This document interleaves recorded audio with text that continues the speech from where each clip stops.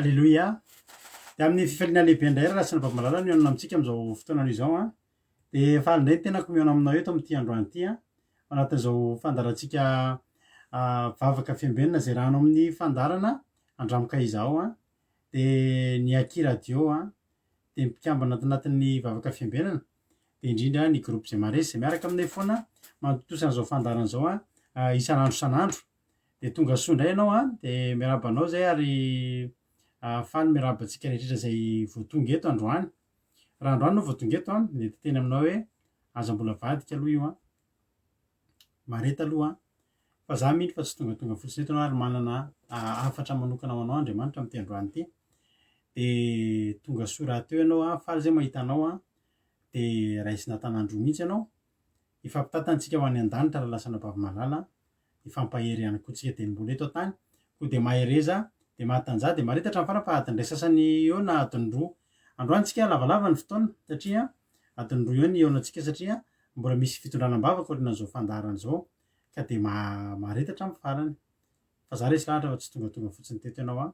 Fa tena misy raharaha ilan'ny tompo anao. Koa de tahiny tompo a isika tsirairay avy. Faly miaraba ihany koa ny rahalahy nitako niditra voalohany teto androany a. De rahalahy Tojo, mino aho fa tsy diso a. De tahiny tompo a, rahalahy Tojo tahiny tompo manokana any ianao a. De Verselina tahiny tompo a, Beky Rolande a. De Mampionina, de Erika,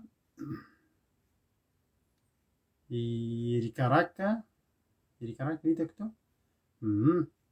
De artizanay a Lina, de Tina Rakotoarizaka, de Tsiramboara Miel, tonga soa ihany koa Verselina, Angela Io, Kadaka, Mampionina, Mami, Fambeazana Fitahina, Emelovely, Rodine, Soa ofisialy a, izay azo ataonareo tonga soa tsiny izy efa paketo foana kosa izy a.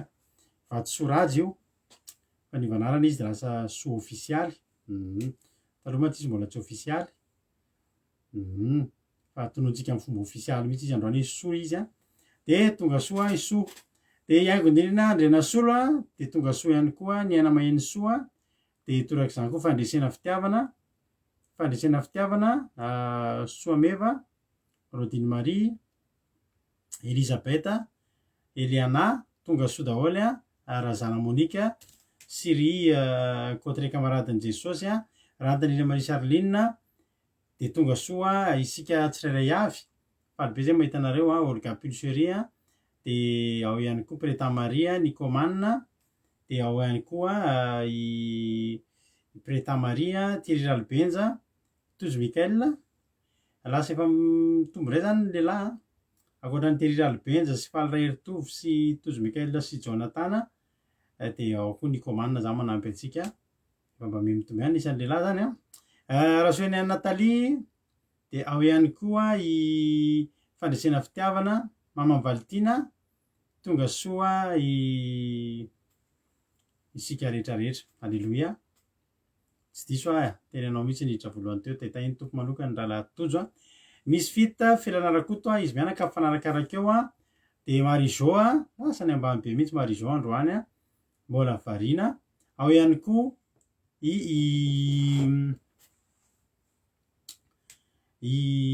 Aja sy Kapatitsia, de ao ihany koa i Jonathan, tonga soa daholo nareo a. Faly nge zay mahita anareo I Sandola, tonga soa isika tsirairay avy. Zay tiantsika hono na Nico na Nicolas mety foana netsotsika Nicomanina.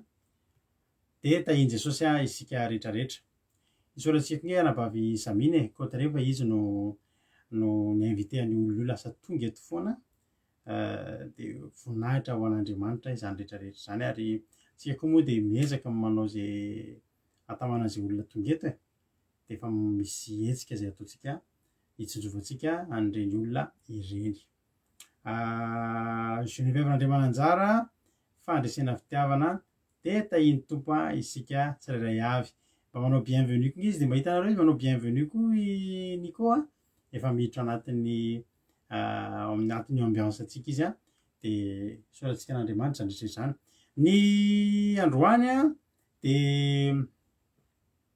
ranabavintsika kadaka alleloia izay vao vita batisa vao tamin'ny sabata teo izy no anao ny vavaka fanomboana amty androany ty de raisitsika tanandro ihany koa zany mitondra ny tolotena androany anabavitsiry amboaramiel ary ny vavaka ho an'ny firenena androany moa de mampionona satria hitondram-bavaka atsika tsirairay avy amty androany ity koa de andao ary loha ary tsika to de vavaka ho an'ny fanomboana mba tonga izany fandarantsika zany no feno fanatrehan'Andriamanitra akasika antsika tsirairay avy andao ary tany tompo ary anabavy kadaka anao ny fitenenana tahiny Jesosy pastera de tahiny Jesosy tsika rehetra izay magnaraka zao vavaka fiambenana izao hiara hivavaka sika tompoko rirainay be fitiavana misaotranao de misaotranao izay satria lehibe tokoa ny fitiavanao anay Jesosy io ny tantaninao izahay ny vimbinao namakivaky ny tontolon'andro iny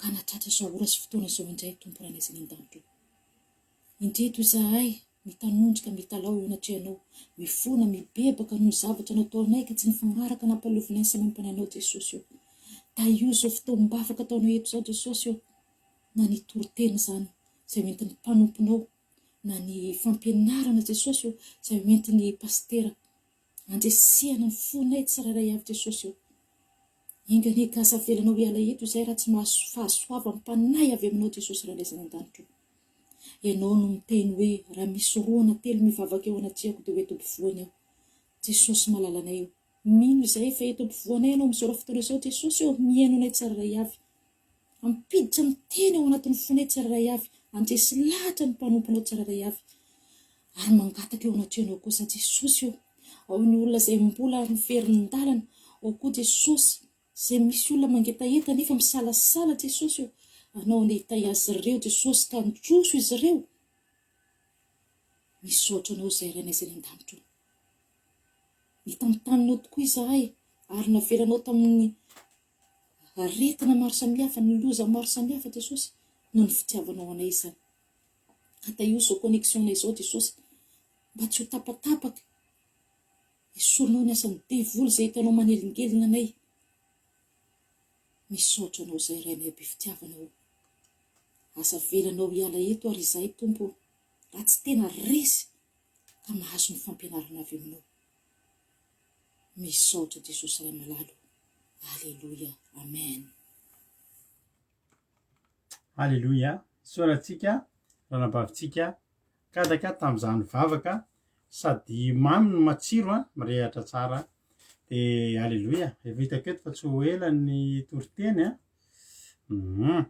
alleluia efa mangetaeta enao an'izany feo zany tsika any anaty fitoriteny any de mino fa henonao zany etaeta zany za mino fa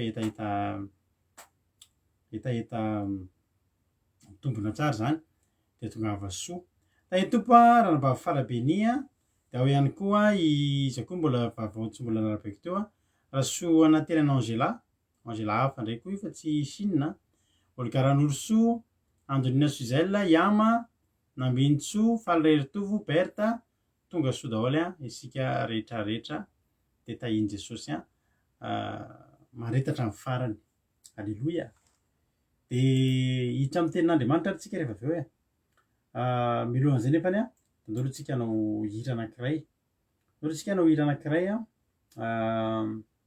hanomezantsika voninahitra an'Andriamanitra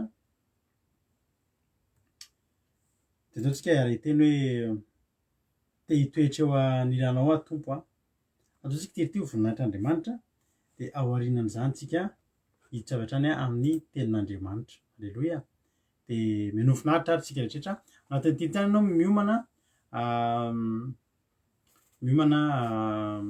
ao anaty maka baiboly de maka toerana tsara fa ihan'ny toritentsika ao aorianan'ity hira ity de tahiny tompo ary isika tsirairay avy menofinahitra ary tsika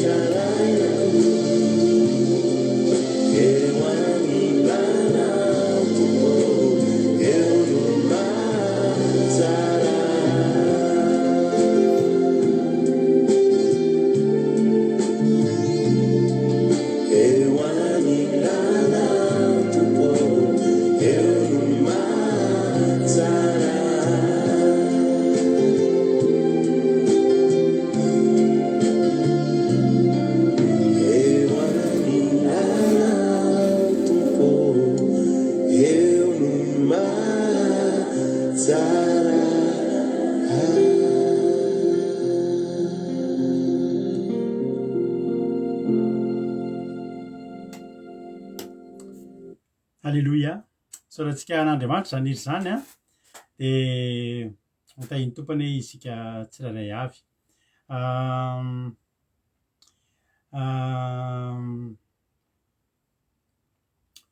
Hiditra amin'ny ten'Andriamanitra avy hatrany tsika amin'izao fotoana izao a dia mihaino finaritra ary isika rehetra hiaraka amin'ny anabavitsika hatsiry amboara-mielona.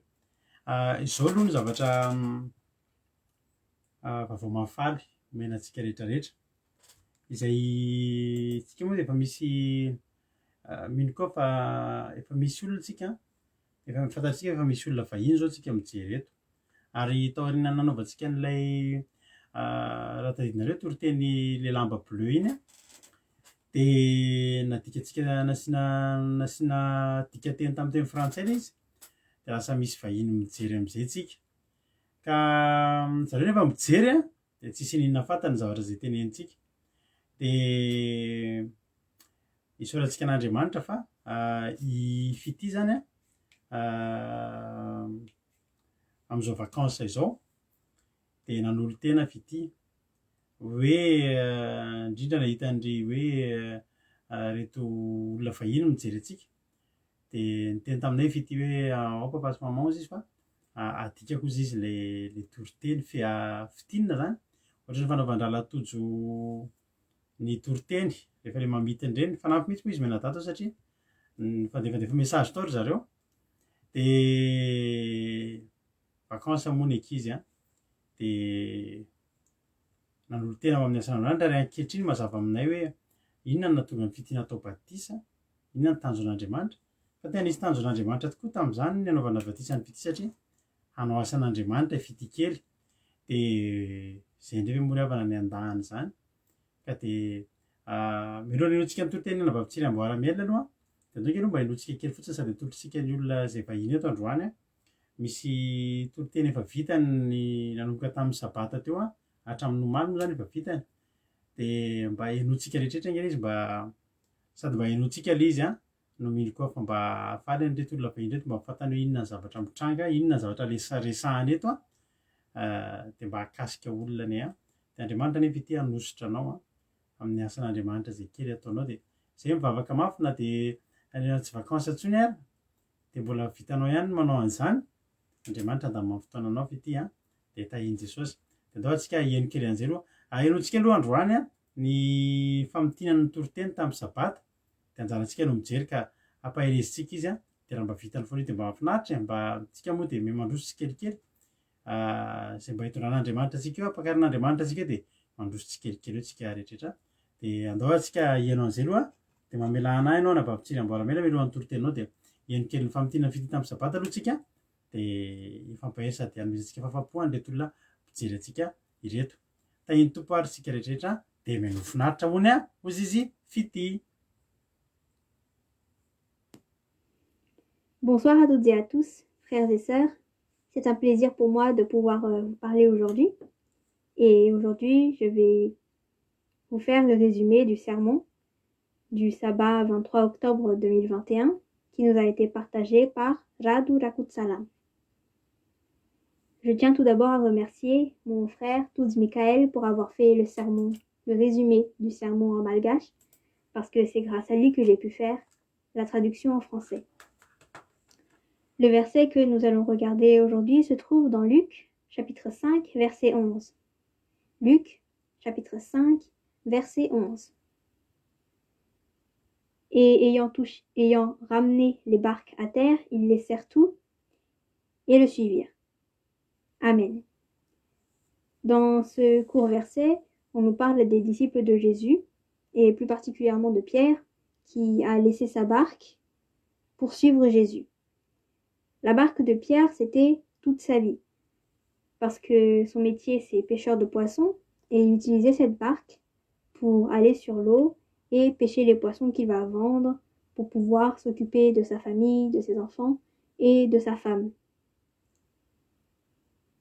Je répète mes félicitations à Sœur Kada Kamalala pour son baptême qui a été fait le sabbat dernier, le 23 octobre 2021. Et je te souhaite de toujours avancer spirituellement et de continuer ton chemin avec Jésus. Sœur Kada, elle a aussi laissé sa barque. Avant, elle s'était coloré les cheveux. Mais avant de se faire baptiser, elle s'est reteint les cheveux en noir, le noir qui est sa couleur de cheveux naturelle. Elle a aussi commencé à porter des vêtements plus modestes. Elle porte maintenant des robes longues, des jupes longues qui plaisent à Dieu. Et plusieurs personnes peuvent penser que ça ne sert à rien de quitter tout ça pour Dieu parce qu'au final, on ne gagne rien en faisant tout ça. Mais laissez-moi vous prouver le contraire. Je vais vous lire un verset qui se trouve dans Luc, chapitre 18, versets 28 à 30. Luc, chapitre 18, versets 28 à 30. Au nom de Jésus. Pierre dit alors, « Voici, nous avons tout quitté et nous t'avons suivi. » Et Jésus leur dit, « Je vous le dis en vérité, il n'est personne qui, ayant quitté à cause du royaume de Dieu, sa maison, ou sa femme, ou ses frères, ou ses parents, ou ses enfants, ne reçoivent beaucoup plus dans ce siècle-ci et dans le siècle à venir la vie éternelle. Dans ce verset, Pierre a rappelé à Jésus qu'il a quand même tout quitté pour suivre Jésus. Pierre s'est sûrement demandé ce qu'il gagne à faire tout ça. Et Jésus lui a donc répondu que si quelqu'un a réussi à mettre de côté ou à abandonner sa maison, sa femme, ses frères, ses parents ou ses enfants pour suivre Jésus, Dieu va récompenser cette personne par des bénédictions, plein de bénédictions, il va lui donner plein de bonnes choses, il va aussi protéger cette personne, mais il va aussi lui donner la vie éternelle. Sœur Sandola a fait remarquer que pour suivre cette émission, pour écouter, pour entendre la parole de Dieu, nous sacrifions notre sommeil. Et aussi, beaucoup d'entre nous dans le groupe Saimales dépensent du temps et de l'argent pour Dieu. Et beaucoup de femmes aussi dans le groupe mettent de côté leur mari parfois. C'est vrai que quand on commence à prier ou à servir Dieu, on se retrouve séparé des personnes qu'on aime. Mais nous ne devons pas être tristes pour ça parce que si on abandonne ne serait-ce qu'une seule chose pour Dieu, Dieu va nous rendre 10 fois plus que ça. Des bénédictions, mais aussi la vie éternelle. Mais pour qu'on puisse avoir la vie éternelle, il faut aussi qu'on soit baptisé.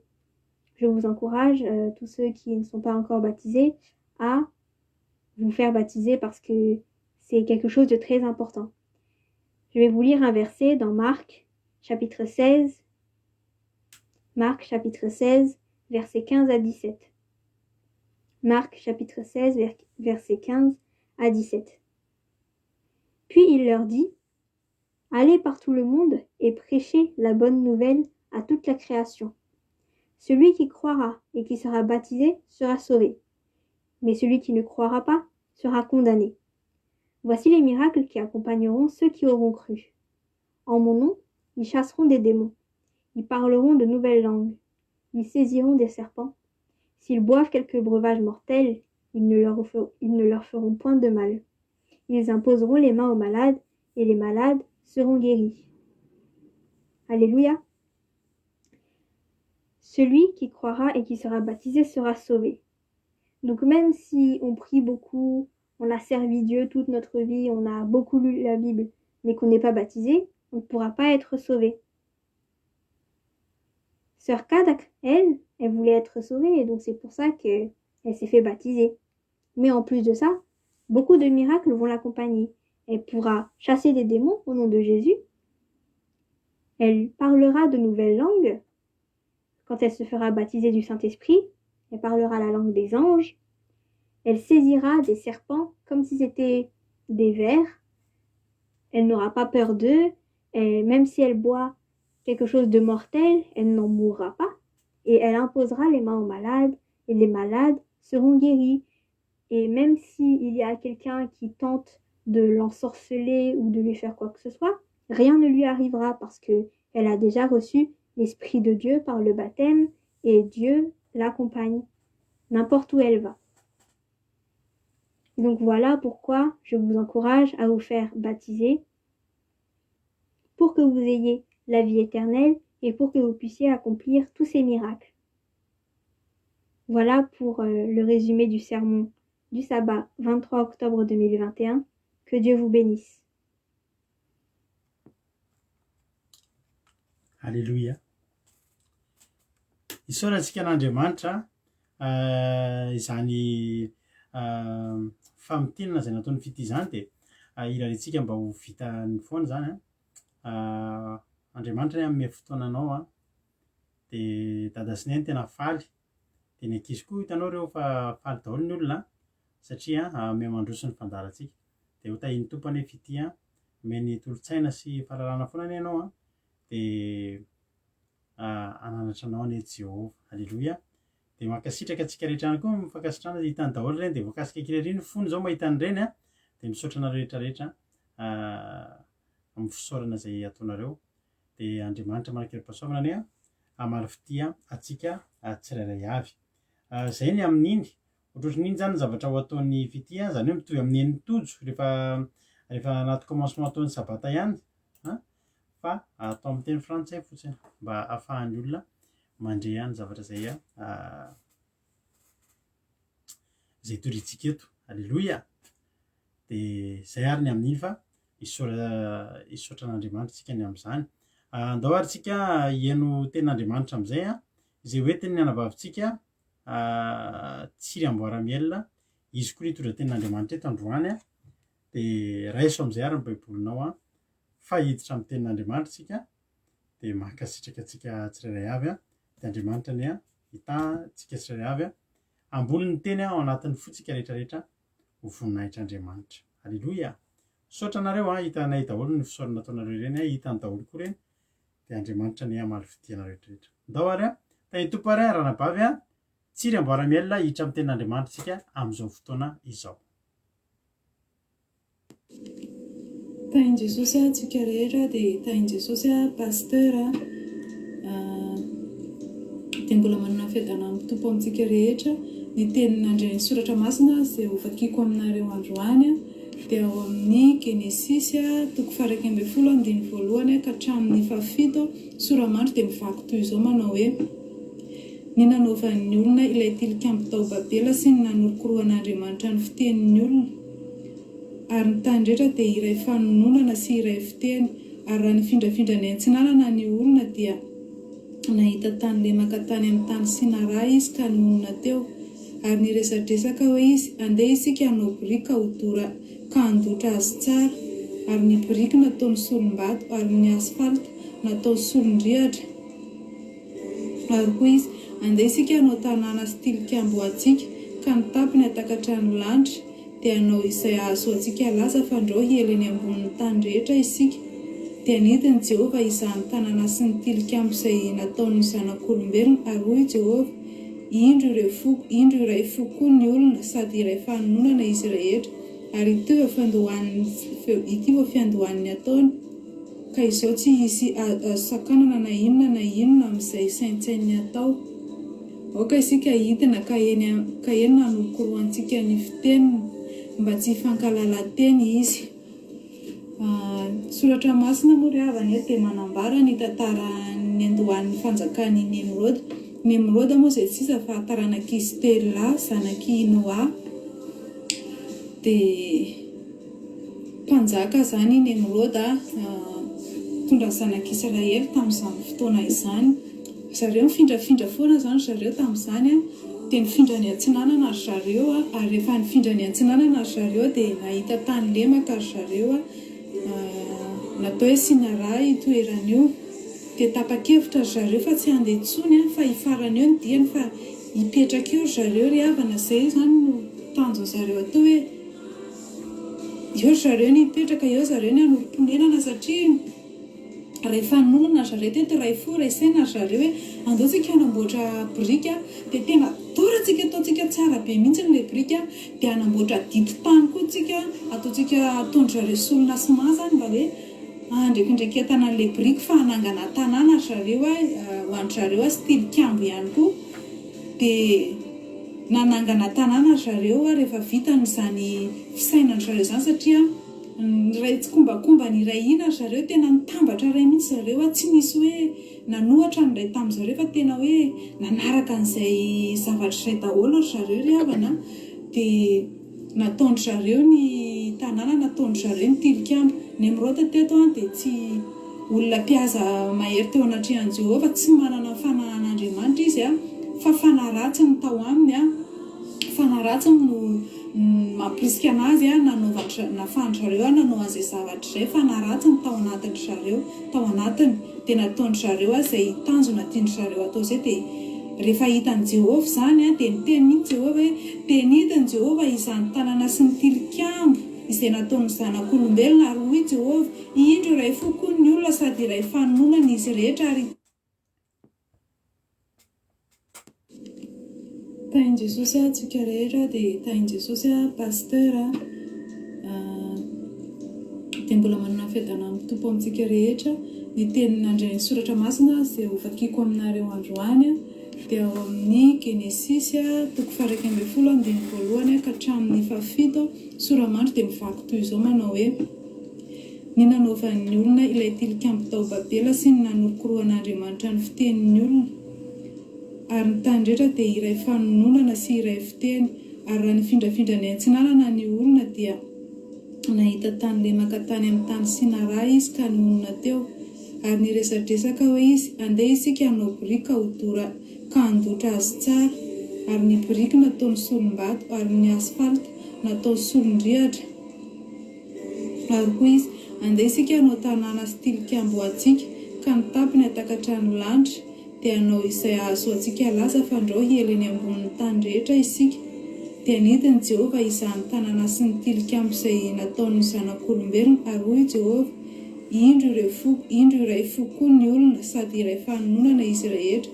Ary ity ho fiandohan'ny ataony, ka izao tsy hisy sakanana na inona amin'izay saintsainy atao. Aoka isika hidina ka eny nanorokoroantsika ny fiteniny, mba tsy hifankalala-teny izy. Soratra masina moa ry havana dia manambara ny tantaran'ny andohan'ny fanjakan'i Nimrôda. Nimrôda moa izay tsisa fa taranak'izy Terila, zanaky Noa. Dia mpanjaka zany Nimrôda, tondra zanak'Israely tamin'izany fotoana izany. Zareo mifindrafindra foana zany zareo tamin'izany, dia nifindra ny antsinanana ry zareo, ary rehefa nifindra ny antsinanana ry zareo dia nahita tany lemaka ry zareo, natao hoe Sinara itoeran'io.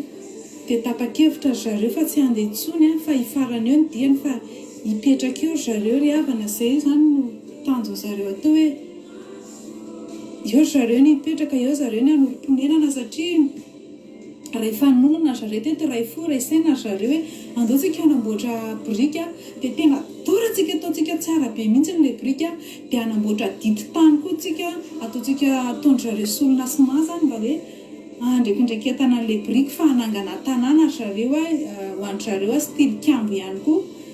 Dia nanangana tanàna zareo rehefa vitan'izany fisainany zareo zany, satria ray tsy kombakomba ny ray ina zareo, tena nitambatra ray mihitsy zareo, tsy nisy hoe nanohatra ny ray tamin'ny zareo, fa tena hoe nanaraka an'izay zavatra izay daholo ry zareo ry havana.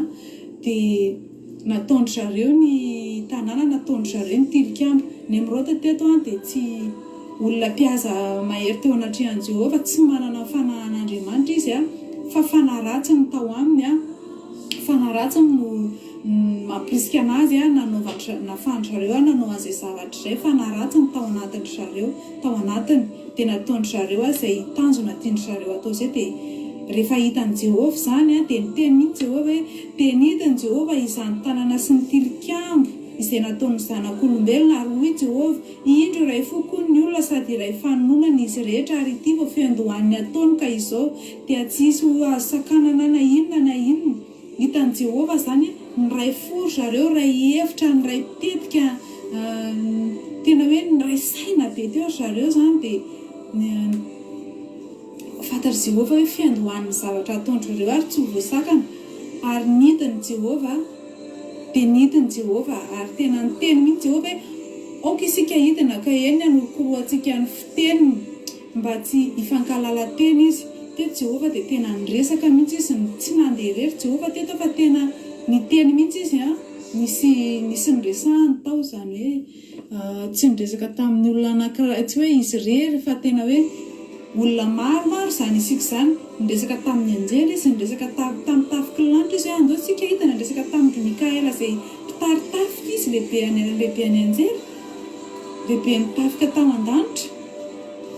Dia nidina ry zareo, ary nidina ry zareo ny tsara nanorokoroka ny zavatra nataony zareo, ary indrindra ny fiteny zareo, satria raha tsy nidina Jehova sy niaraka amin'ireo tafiky ny lanitra ireo, mety mbola nanao zavatra hafa indray ireo ry Nimrôda, mety mbola navita zavatra hafa, mety mbola niketrika zavatra hafa indray izy raha vita soma tsara ny tilikambo. Fa nidina moa Andriamanitra, nidiny Jehova niaraka amin'ireo olona izay niresahany.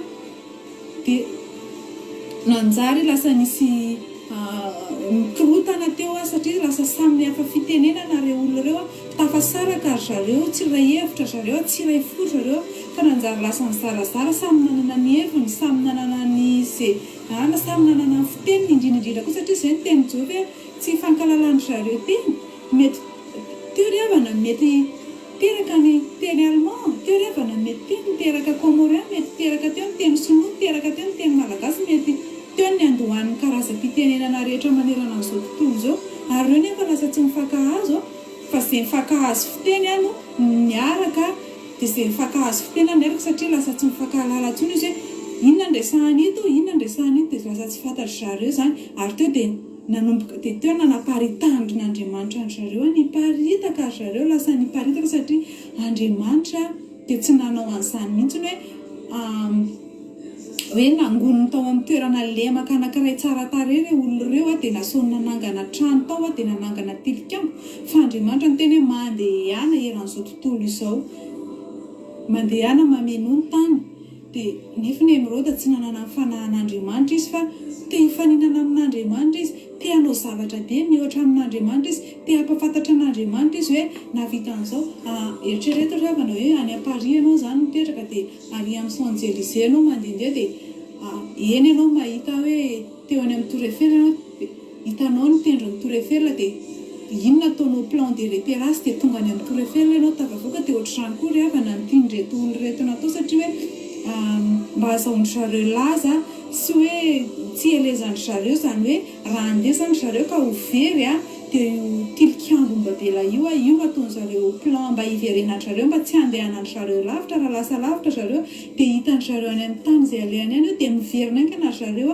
mody eo amin'ny toerana io Andriamanitra nefa tsy nankasitraka an'izany tsy araka ny sitrapon'Andriamanitra izany dia nidina Andriamanitra nanorokoroka ny tsara ny zareo teto ry havana dia ianao koa ry havana mbola misy ny zavatra tsy ankasitrahan'Andriamanitra mbola misy ny babela mbola nanao biriky ianao ry havana mbola nanao rihatra fety ianao ry havana nandrafety nanao ny biriky io nanangananao rindrina izay nampisaraka anao tamin'Andriamanitra dia androany ry havana te hiteny aminao hoe arodany ry havana izany biriky namboarinao izany arodany izany rindrina arodany izany tilikambo izay namboarinao mahatonga anao tafasaraka amin'Andriamanitra izany fa tian'Andriamanitra dia tsy ho tafasaraka amintsika fa iray aminy ary tian'Andriamanitra dia ho tonga ao mandrakizay tsika izay no tian'Andriamanitra ny tenenina raha mandinika koa tsika ry havana amin'izao vaninandro iainantsika izao dia iray fanononana tsika iray fo tsika iray teny tsika ry havana ny tany dia iray fanononana iray teny iray fo dia tsika koa ry havana amin'izao vaninandro iainantsika izao dia mbola misy ny Emeraude ary ny Emeraude ry havana tsy maty fa mbola misy ny taranaky ny Emeraude ary mbola misy ny Emeraude amin'izao izay mbola manao ketrika hananganana ny tendrombohitry Babela mbola misy ny Emeraude amin'izao ary raha izao vaninandro iainantsika izao ry havana dia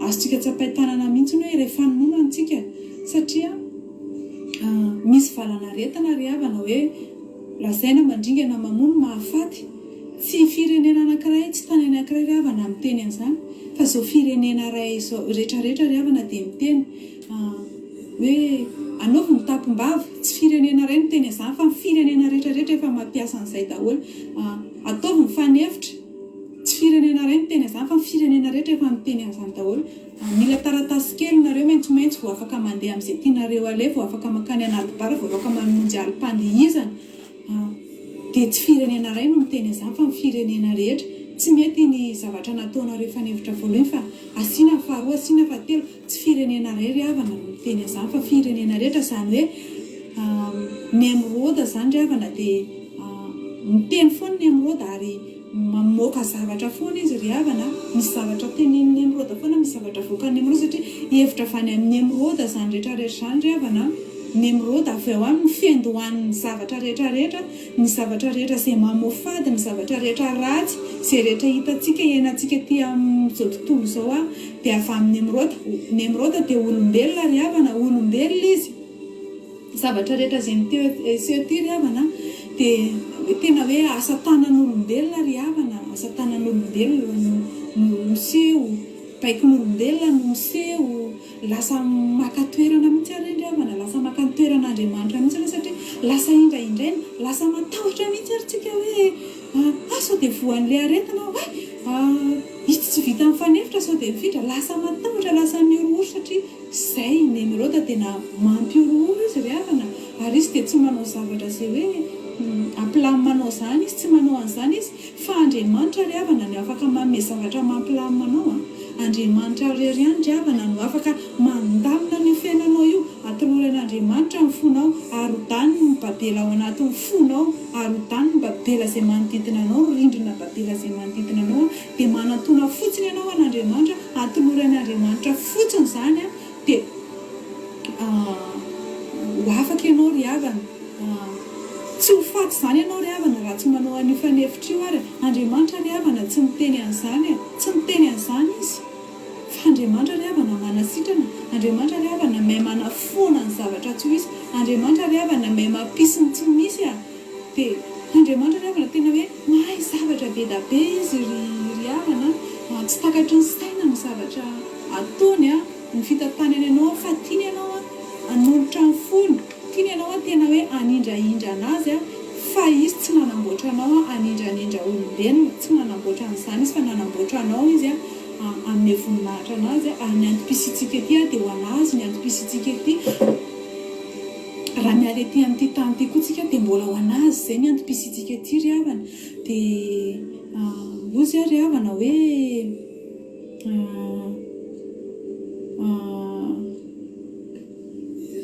mahiresitsika amin'Andriamanitra, indrindra fa amin'izao vaninandro izay iainantsika izao ry havana, dia tena betsaka ny zavatra mety hamingana antsika, betsaka ny zavatra mety tsy sitrapon'Andriamanitra fa sitrapon'olombelona mitranga eo amintsika, asan'ilay ratsy mitranga eo amintsika, ary ety ambany masoandro ry havana dia tsy misy zavatra vaovao fa ny zavatra taloha ry havana, ny zavatra taloha tany no miverina iainantsika, dia amin'izay hoe zavatra taloha verina iainantsika izay dia misy fanafodiny izany ry havana, dia Jehovah ny fanafodiny izany, izy irery ihany ny fanafodiny izany, tsy misy akoatrinazy, tsy misy ahitana famonjena akoatrinazy, tsy misy ahitana fiainana akoatrinazy, tsy misy mahay manafaka zavatra akoatrinazy, tena hoe ao aminazy ny fiainana maharitra mandrakizay, ao aminazy tsy manam-pahataperana ry havana. Dia eto ry havana dia te hamerina amintsika hoe ataovy lehibe eo amin'ny fiainantsika Andriamanitra, mba hirodanany ny zavatra izay natsangany, ny fahavalo izay natsangany ny devoly eo amin'ny fiainantsika, satria ny devoly dia miezaka izy manangana tamboho, manangana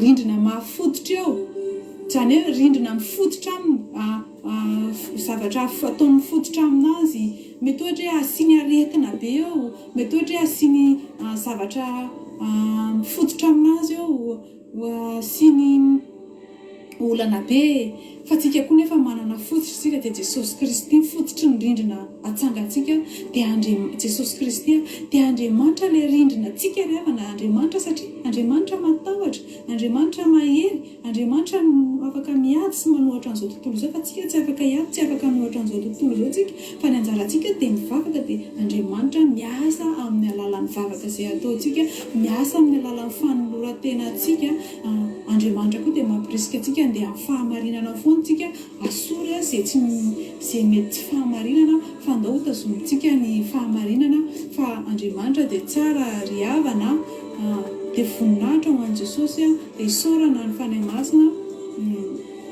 mitarika antsika indray tamin'izao fotoana izao, ahafahako namaky ny tenin'Andriamanitra sy ny zaran'ny tenin'Andriamanitra taminareo, dia ho an'i Jesosy irery ny vera sy ny voninahitra. Amen. Alleluia.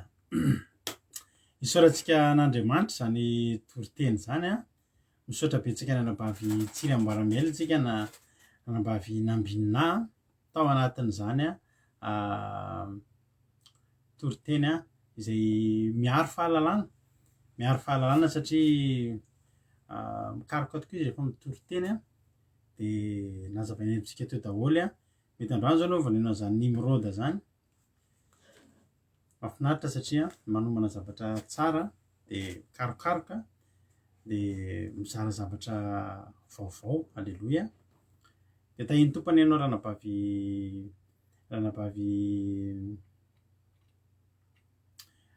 tsiry amboaramielona, dia mitombozitra dia mitombo fahasoavana. Dia Andriamanitra manankiram-pahasoavana ny hitanao sy ny ankohonanao, dia tahiny Jesosy hatrany hatrany. Alleloia. Dia mitombozitra zany ranabavy zany dia ho ampiasain'Andriamanitra foana ny ianao amin'ny andro rehetra iainanao. Dia misaotra anareo koa mankasitraka azy satria nareo mankasitraka azy ireo ihany koa dia mampitombo anazy dia mandrisika anazy androso bebe kokoa indray raha nakasika anareo ny tenin'Andriamanitra dia aza misalasala nareo misaotra azy isaorantsika azy satria tsy mora nge avy na manao toriteny tsy mora nge ny manao toriteny zany ny azy averiko foana nefa dia reto ankizitsika reto dia mahatoky mihitsy azy rehefa tonga ny anjarana dia samy mahatoky mavitana dia ninona mety fahasahiranana ara-potoana dia Andriamanitra koa mitahy dia manampy dia misaotra dia tahiny Jesosy nareo koa Andriamanitra malofity anareo. Tilikambon'ny Babela izay tena nalaza tokoa ny tilikambon'ny Babela. Nisy film zay raha tsy diso aloha Tour de Babel ny titran'izay film zay raha tsy diso izy avy nefa nahita an'izany nataony zareo ka io ny tilikambon'ny Babela io dia nentin'ny olona hidefiana an'Andriamanitra, hifaninanana amin'Andriamanitra, hilarana amin'Andriamanitra hoe ndao fahampamafita zavatra tsika. Vakiko amin'ny teny amin'ny anaran'i Jesosy. Nanaovan'ny olona ilay tilikambo tao Babela sy nanakoron'Andriamanitra ny fitenin'ny olona. Ary ny tany rehetra dia iray fanononana sy iray fiteny. Iray molotra. Ny fomba ny teny ato anatin'ny Baibola misy dimy kely ny Baibolinao dia ny ambany misy iray molotra, iray fiteny. Mitovy daholo tsy nisy tamin'izany tsisy traduction zany, tsisy dictionnaire, tsisy ninona fa mitovy daholo na makany Chine ianao na makany Arabie Saoudite na makany Koweït na makany Madagasikara na makany États-Unis dia mitovy daholo. Nafinaritra any tamin'izany tsisy mianatra langue zany. Tsara zany. Mitovy daholo ny teny, tsisy miroky ihany koa, tsisy hoe teny tavaratra na teny tatsimo na teny tatsinanana fa samy mitovy daholo. Mitovy daholo. Dia ditin'Andriamanitra fa tsara zany, tsy nahita olana mihitsy Andriamanitra. Fa ny olana ny ray teny ny olona dia ny ray fisainana. Hoy ny tenin'Andriamanitra manao hoe ary ny tany rehetra dia ray fanonona sy ray fiteny. Ary raha ny findafindra ny antsinanana ny olona dia raha hita tany le mankiray tany amin'ny tany Sinara kanonona teo. Ny tany Sinara io rehefa jerena ny saritany dia io tany Sinara io no Babilôna taloha.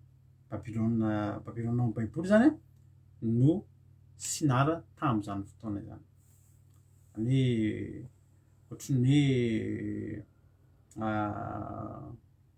hoe rehefa zany anarana tamin'izany zany Sinara fa avy eo taterina dia mivadika ho Babilôna.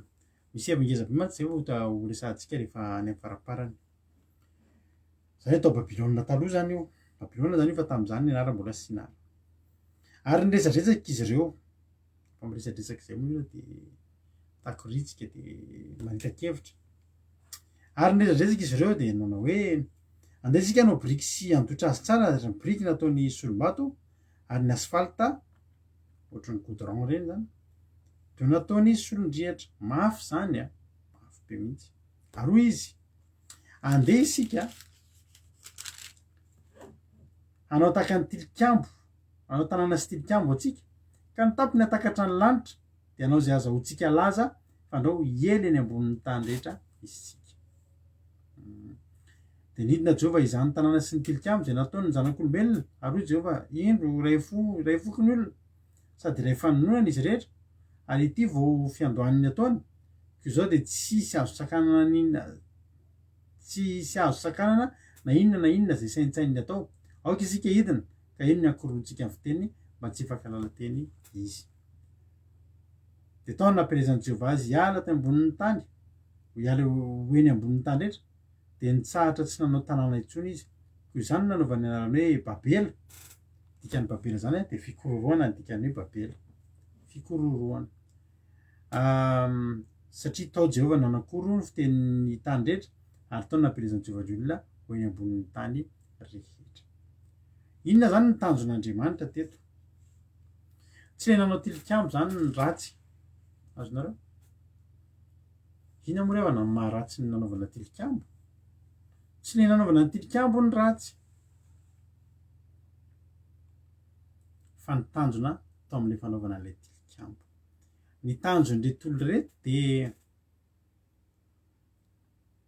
ny hanao zavatra anankiray hampalaza azy, izay azahoana laza ray aloha izay.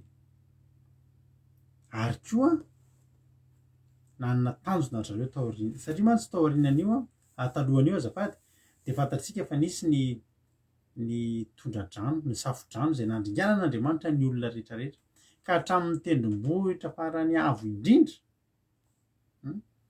hatramin'ny tendrombohitra farany avo indrindra dia difotry ny rano ary nankalesona ny olona tamin'izany fotoana izany. Rehefa nankalesona ny olona dia hozy ny olona hoe tena tsy mba ho hisy azon'Andriamanitra amin'izany intsony kosa eto hoe tondra-drano sy ny sisa, fa andao hanao tilikambo avo be tsika dia tsy tratran'ny rano, nataony mafy tsara mihitsy, hitsoahana ny fahatezeran'Andriamanitra. Ny tanjona zany tsy ilay tilikambo ny ratsy fa ny tanjon'ny olona ny amin'ilay tilikambo tamin'izany dia nitsoahana ny fahatezeran'Andriamanitra ho avy. Inona moa no mahatonga fahatezeran'Andriamanitra? Ny fahotana. Zany hoe raha tonga ny fahotana dia tonga ny safo-drano, dia zavatra roa ny tadiavin'ny olona. Ahoana ny tsy hahatongavan'ny safo-drano? Zavatra roa, na ianao tsy manota dia tsy tonga ny fahatezeran'Andriamanitra, dia tsy tonga ny safo-drano, na manota manao izay tianao anao tonga ihany ny safo-drano fa manana tilikambo avo be ianao tsy tratran'ny rano. Zay le izy. Ka fitsoahana fahatezeran'Andriamanitra dia midika fitsoahana ny fahatezeran'Andriamanitra tamin'ny lafiny hafa, tsy amin'ny alalan'ny fibebahana, tsy amin'ny alalan'ny fanaovana ny sitrapony, fa amin'ny alalan'ny fanaovana zavatra tsy ahavoasafotry ny rano na dia tonga zany hoe amin'izany fotoana izany efa afaka miteny amin'izay salao tonga andao ataontsika izay ataontsika, andaontsika hanao ratsy noho ny tamin'ny andron'ny Noa mihitsy fa aleo ho avy izay ho avy, aleo izay ho avy zay safo-drano fa tsika tsy matin'io zany. Dia ohatran'ny olona mitady izay tsy ahafatesana amin'izao fotoana izao betsaka ny olona hatramin'izao mbola mitady hoe inona ny tena secret mba hahatonga antsika tsy ho faty. Rehefa milaza misy mahita ny secret any ary amidiny anazy hoe mahazo 50 taona mihoatra ianao dia mandovo loatra izao na teo velona mandrakizay dia vitanareo iny. Jereo amin'ny Facebook hitanareo zany misy olona any mivarotra fahavelomana mandrakizay, fa izay mividy an'izany aloha ny tena tsy avotra mihitsy. Zay ny antony anankiray. Ny antony anankiray koa dia hanoherana ny sitrapon'Andriamanitra. Andriamanitra dia miteny mba hielezana, mielezana zany zanak'am-pelezana mielo manerana ny tany. Zosantsika mipetraka any Madagasikara aty amin'ny 12 000 kilomètre tsika amin'izao fotoana izao aty andavy. Misy any Chine, misy any États-Unis, misy any Koweït. Misy olona teto mpanaraka antsika teto. Any amina zay vao nahita olona ohatray any amina toerana tena tsy ampoizy, misy malagasy feo any, nisy anankiray any taty Sarozy izy, tanana lava, toerana lavitra be mihitsy. Andriamanitra niteny tamintsika mba hiely,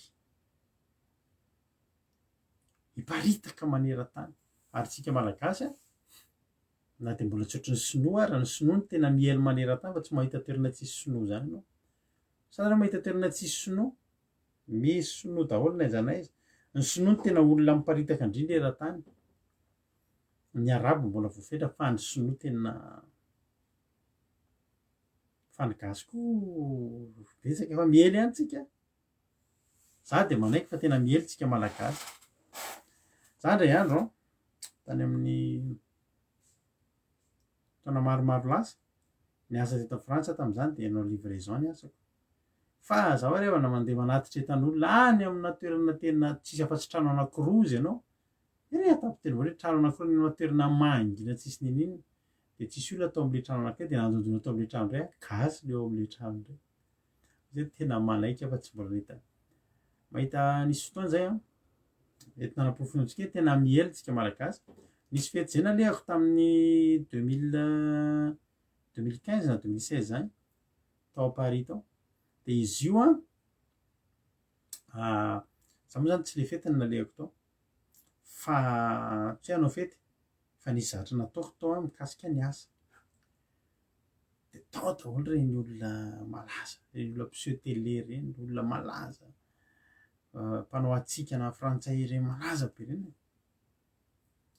de tsisy afa-tsy olo malaza ny tao olona manan-karena ka tamin'izay anniversaire an'le lehilahy anankiray izay anisan'ny manan-karena tafiditra anatin'ny folo manan-karena eto andafy eto izy ary tena manana maizy azy de ohatran'ny anniversaire angamba izy zay na anniversaire ny vadiny izay plaza vaovao amin'ny télé hitantsika isan'andro eo de tany aho tamin'izay fa variana fa mbola misy gasy koa any misy gasy tena ary io gasy io tonga de fantatry zareo rehetrarehetra tena fa tsika betsaka tena miely tsika malagasy ka ny tanjony zareo koa tamin'io de zao androandro tena hoe mieleza ianareo tana miely feno tany de nanaovana le tilikambo lava be de ohatran'ny tenin'ny anabavy nambinina ato mihitsy ataondreo paire io zany hoe vao mandeha lavilavitra kely izy de matahotra ny ho very de iverina eo azonareo naiza naiza misy an'io de dita irily izy de ndao iverina sao de very ka ny tanjon'Andriamanitra tsy ianao miverina eo fa ny tanjon'Andriamanitra ianao mameno ny tany zany zany fa tanjony zareo daholo zany hoe anohatra ny sitrapon'Andriamanitra eteka hoe tsy le manao tilikambo no tsy tian'Andriamanitra tsika no men'Andriamanitra fahalalana men'Andriamanitra saina fa le tanjona anatin'ny ina moa maharatsy manao robot izy zao de mba inga ohatran'ny robot io ordinateur atsika io ny telefaonina inga ohatran'ny robot manao robot zany olona de eto ianao mipetraka eto de tonga avany robot miservir anao sy ny sisa manao zavatra zay tokony ataonao eo am'plasinao tsy ratsy inge manao zany fa ina nataon'ny olona zao efa manao robot tena hanao olona mihitsy ny olona am'izao efa manao olona mihitsy zao ny olombelona fanoherana an'Andriamanitra te hanao zavatra izay vitan'Andriamanitra ary io de toetran'ilay ratsy tao ambony io izay te hitovy amin'Andriamanitra te hanohatra an'Andriamanitra de hitantsika tsara Nina ohatra hoe Nina le robot iny antsika misy Nina fa misy robot zay Nina lay namboarina ary tena manomboka amin'ny 2030 izy tena efa feno ohatranazy eto zao tsika reto inga orinao zavatra raha mbola tsy tonga zao za aloha mily efa tonga ty Jesosy am'izany fa hosoloana robot nge tsika reto Nina efa ohatry ny olombelona mihitsy zay resahanao azy de ohatry ny olona misy fihetsem-po izy rehetrarehetra iny amorevana ny tsy fanoherana an'Andriamanitra ataon'ny olona am'izao fotoana zao miezaka mihitsy ny olona manao zay vitan'Andriamanitra miezaka mihitsy ny olona manaporofo fa zay vitan'Andriamanitra de vitany ketretinao zany hoe mikatsaka mihitsy zareo ny fiainana mandrakizay ao na ny havelona mandrakizay tsy fiainana mandrakizay ny an-danitra fa le velona mandrakizay eto amin'ny eto an-tany mihitsy fa fanoherana an'Andriamanitra daholo jerenao ny olona zao ny olona nge fa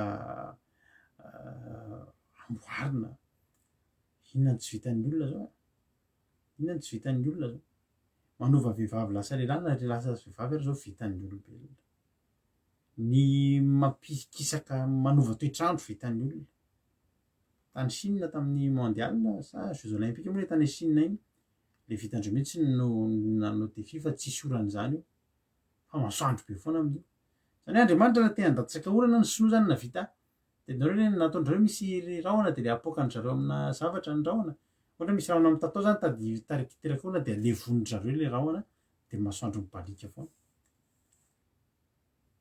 ka io Andriamanitra nge nanao an'io Andriamanitra nge rehefa rehefa miteny hoe misy ilaina ny orana de ilaina amin'ny masoandro mibalika ataovy masoandro mibalika foana raha hitanao an'izany fiainana tsy misy orana zany.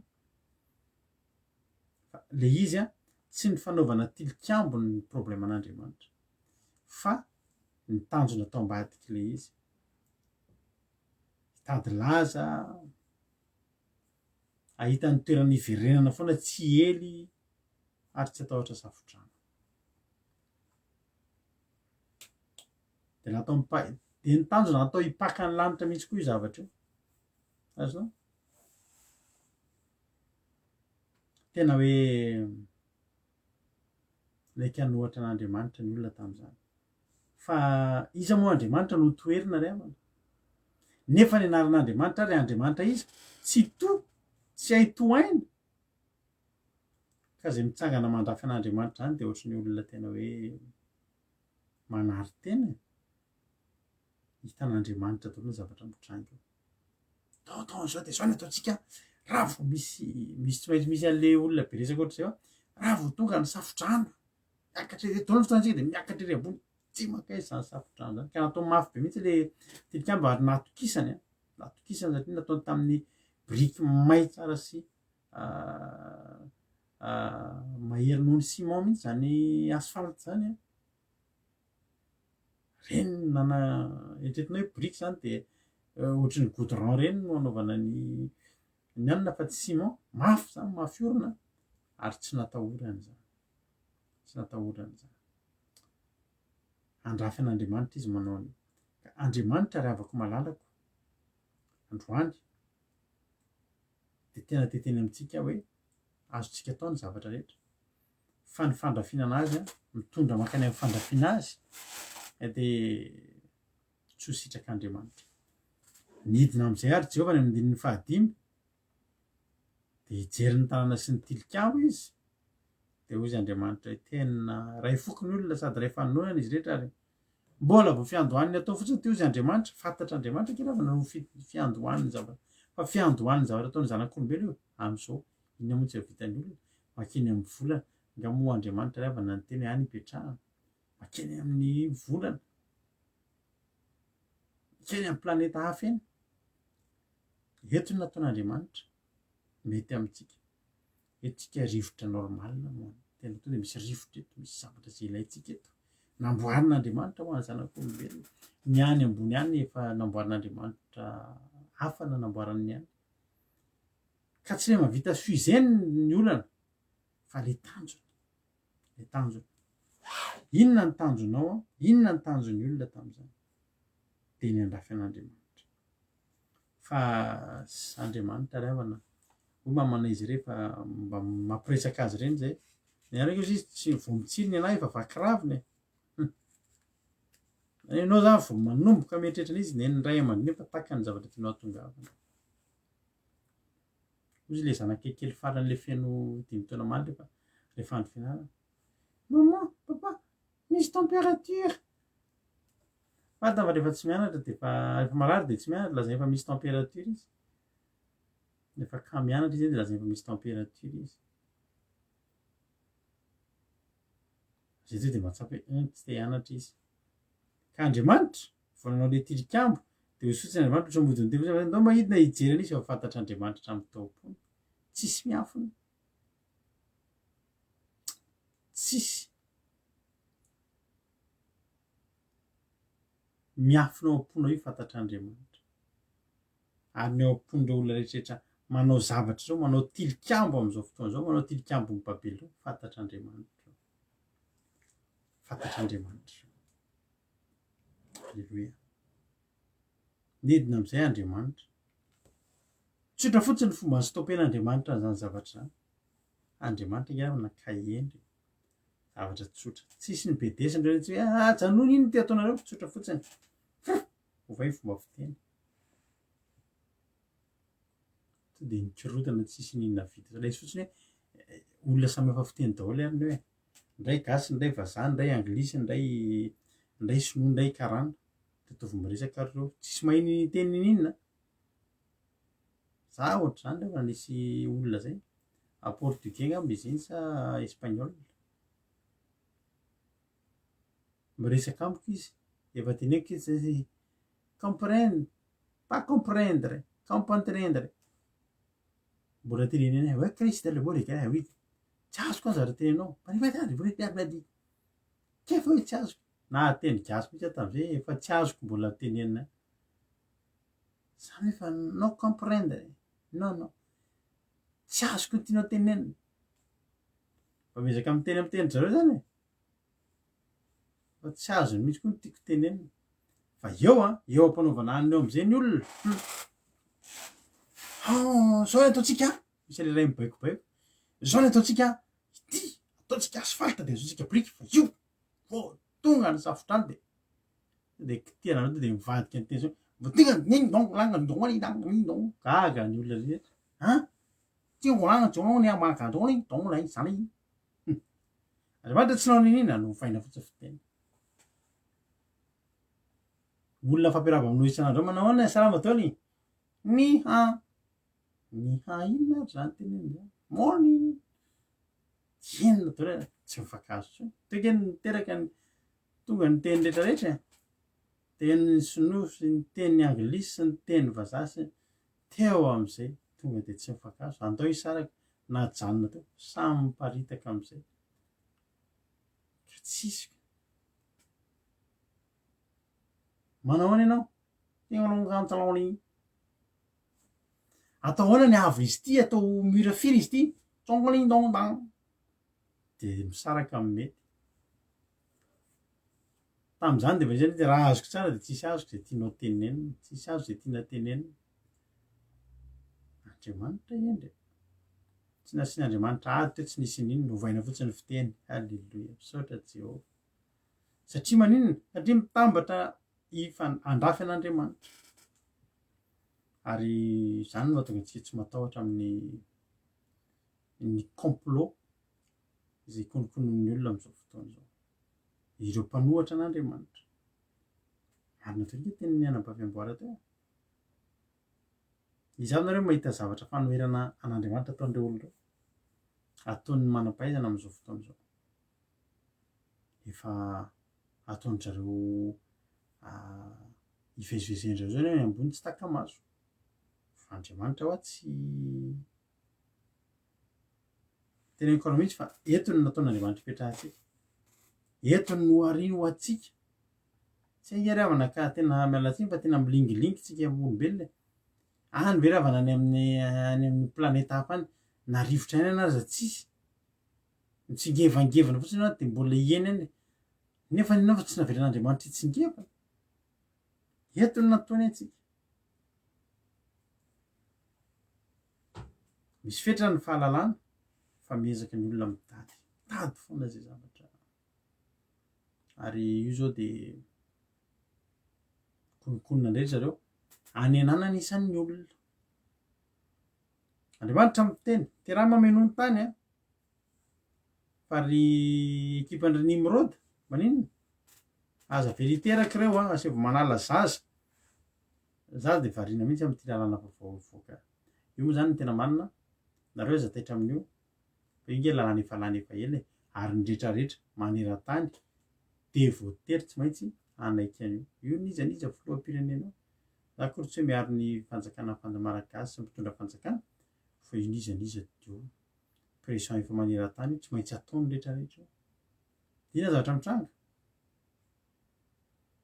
tsotra fotsiny andriamanitra miteny de raha mamaino ny tany inona ny ataon'ny mpanohitra an'andriamanitra hainao nisan'ny vahoaka asivy areto mandringa maty daholo zay maty ataovy zay zakely avitsy ny andron'ireo ampahorio ampiakaro ny vidim-piainana miakatra am'izao vidim-piainana mivavaha am'izay zay mbola tsy mivavaka fa ike fihavana sy ny avonjy antsika rehetrarehetra io tsy takatry ny sainy io fiakatry ny vidim-piaina io manomboka janvier 2022 io fa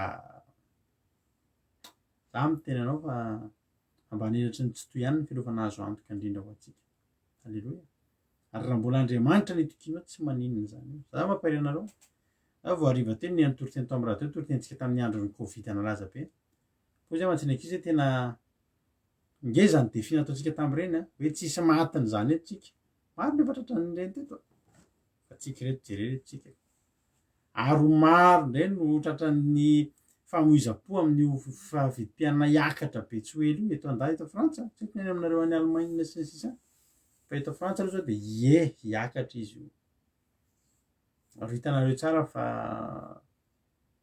ho mafy fiainana io ary isy olona ho kivy eo isy olona ho kivy eo fa tsy ianao zany satria ianao tsy ataon'Andriamanitra ohatran'izany ianao tsy andalo an'izany koa raha mafy ny fiainana lafo ny zavatra ianao zany men'Andriamanitra totona avo ianao ahafahanao miatrika an'izany tsisy mampatahotra antsika zany alleloia tsy zany mihitsy ny zavatra ataorantsika zao sao dia mangatsiatsiatsika amin'izao andro fiavian'i Jesosy zao nedina Jehovah tonga dia foandehibaiko ataovy am'banglemabanglento dia mivadika ataony amin'izay ny lela inona daholo le tsisy ny fankalala ary io tena teneniko anareo fa hokororoan'Andriamanitra ireo konokononireo kororoan'Andriamanitra ireo azon'Andriamanitra atao zany azon'Andriamanitra atao zany fa mbola tsy ataony fa maninona kizy manana ny fotoanany mbola misy tia novonjena alleloia fa Andriamanitra tsy maintsy hidina ary tsy maintsy hijery izy manahoana ny tanàna sy ny tilikambo ary ho ataony tsy fankalala fiteny amin'izay ny olona rehetrarehetra ataony fandroany za mino an'izany satria efa maro efa lasa lavitra ny fahalalan'ny zanak'olombelona amin'izao fotoana izao alleloia aiky ataony zareo repère hoe ry zany dia vao mandeha lavolavo dia andao hiverina fa irika le izy ataon'Andriamanitra tsy nitoy intsony dia tsy tadidy intsony lasa dia izay nandeha tany dia tany nanolompony eny dia tany dia lasa tonga tany Madagasikara tonga taty Frantsa tonga dia feno olona ny tany fa raha mbola teo io babera io tao babera daholo ny olona babilonianina daholo ny olona rehetrarehetra alleloia fa soa fa ny rahan'Andriamanitra tonga hatrany Madagasikara vitsy any zany tany mbola tsy tonga n'olona zany amin'izao fotoana izao satria izay ny sitrapon'Andriamanitra tsika ely na iza na iza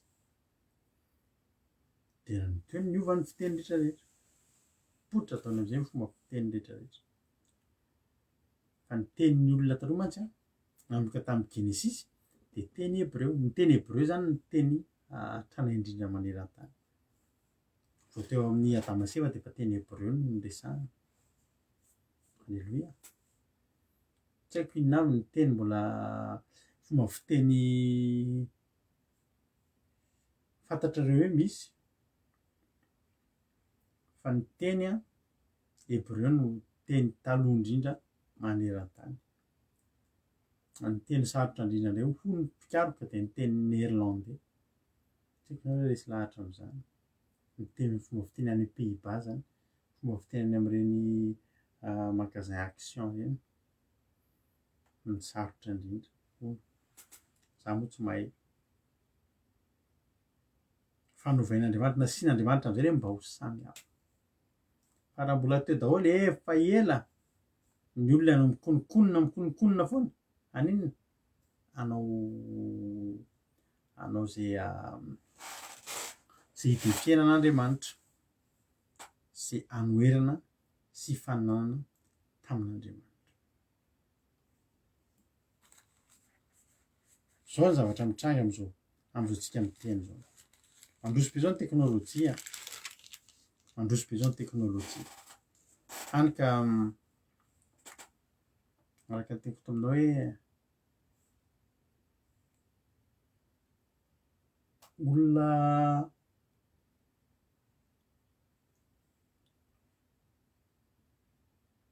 efa antitra be dia proposeny manam-pahaizana amin'izao fotoana izay afaka mividy fiainana mandrakizay fanampiny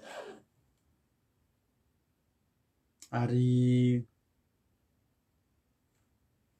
eritreretinao nitsodran'Andriamanitra tamin'ny Genesisy 1:5 ary Andriamanitra nitsodranao ny noasany sy zanany hoe maro farana ny betsary mameno ny tany inona ny ataon'ny mpanohatra mipanohatra zao nge ravana tsy mampitombo le tapaka le teniko teo momba n'le inona moa le lalàna any Madagasikara momba n'le nisy ny teny an'izay teo a ina moa filazan'le izy zany teny an'izay teo ranabavitsika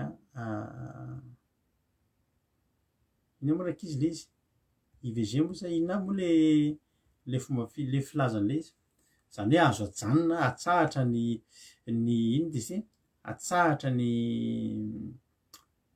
voka de hoe satria sao de misy aretina fa za te anontany an'ny kristianina manaiky an'ireny zavatra ireny aina angindry avany ka hatram'izay nisy any ny olona sembana teraka misy any ngiravana ny olona sembana ivavahana sitrany ka moa anjarantsika ny mandidy hoe iny tsy ho velona raha velona iny an'inona Andriamanitra ngiravana mandidy an'izany ataoko ty misy olona marary retina-bavaka to sitrana ihany ko raha zazakely ve de hita de meloany hoe ohatrany tsy salama izy ty de aloha taperina ny tena marina fehezina anisan'ny olona ho teraka fehezina ary nefa velona vonoina mba vitsy de vitsy nisan'ny olona eto amin'ity tany satria de voadiniky zareo manam-pahaizana fa tsy ho ampy ity tany ty efa kaiky reo ny sakafo eto amin'ity tany ty satria be loatra ny vavaomana de ahenandry zareo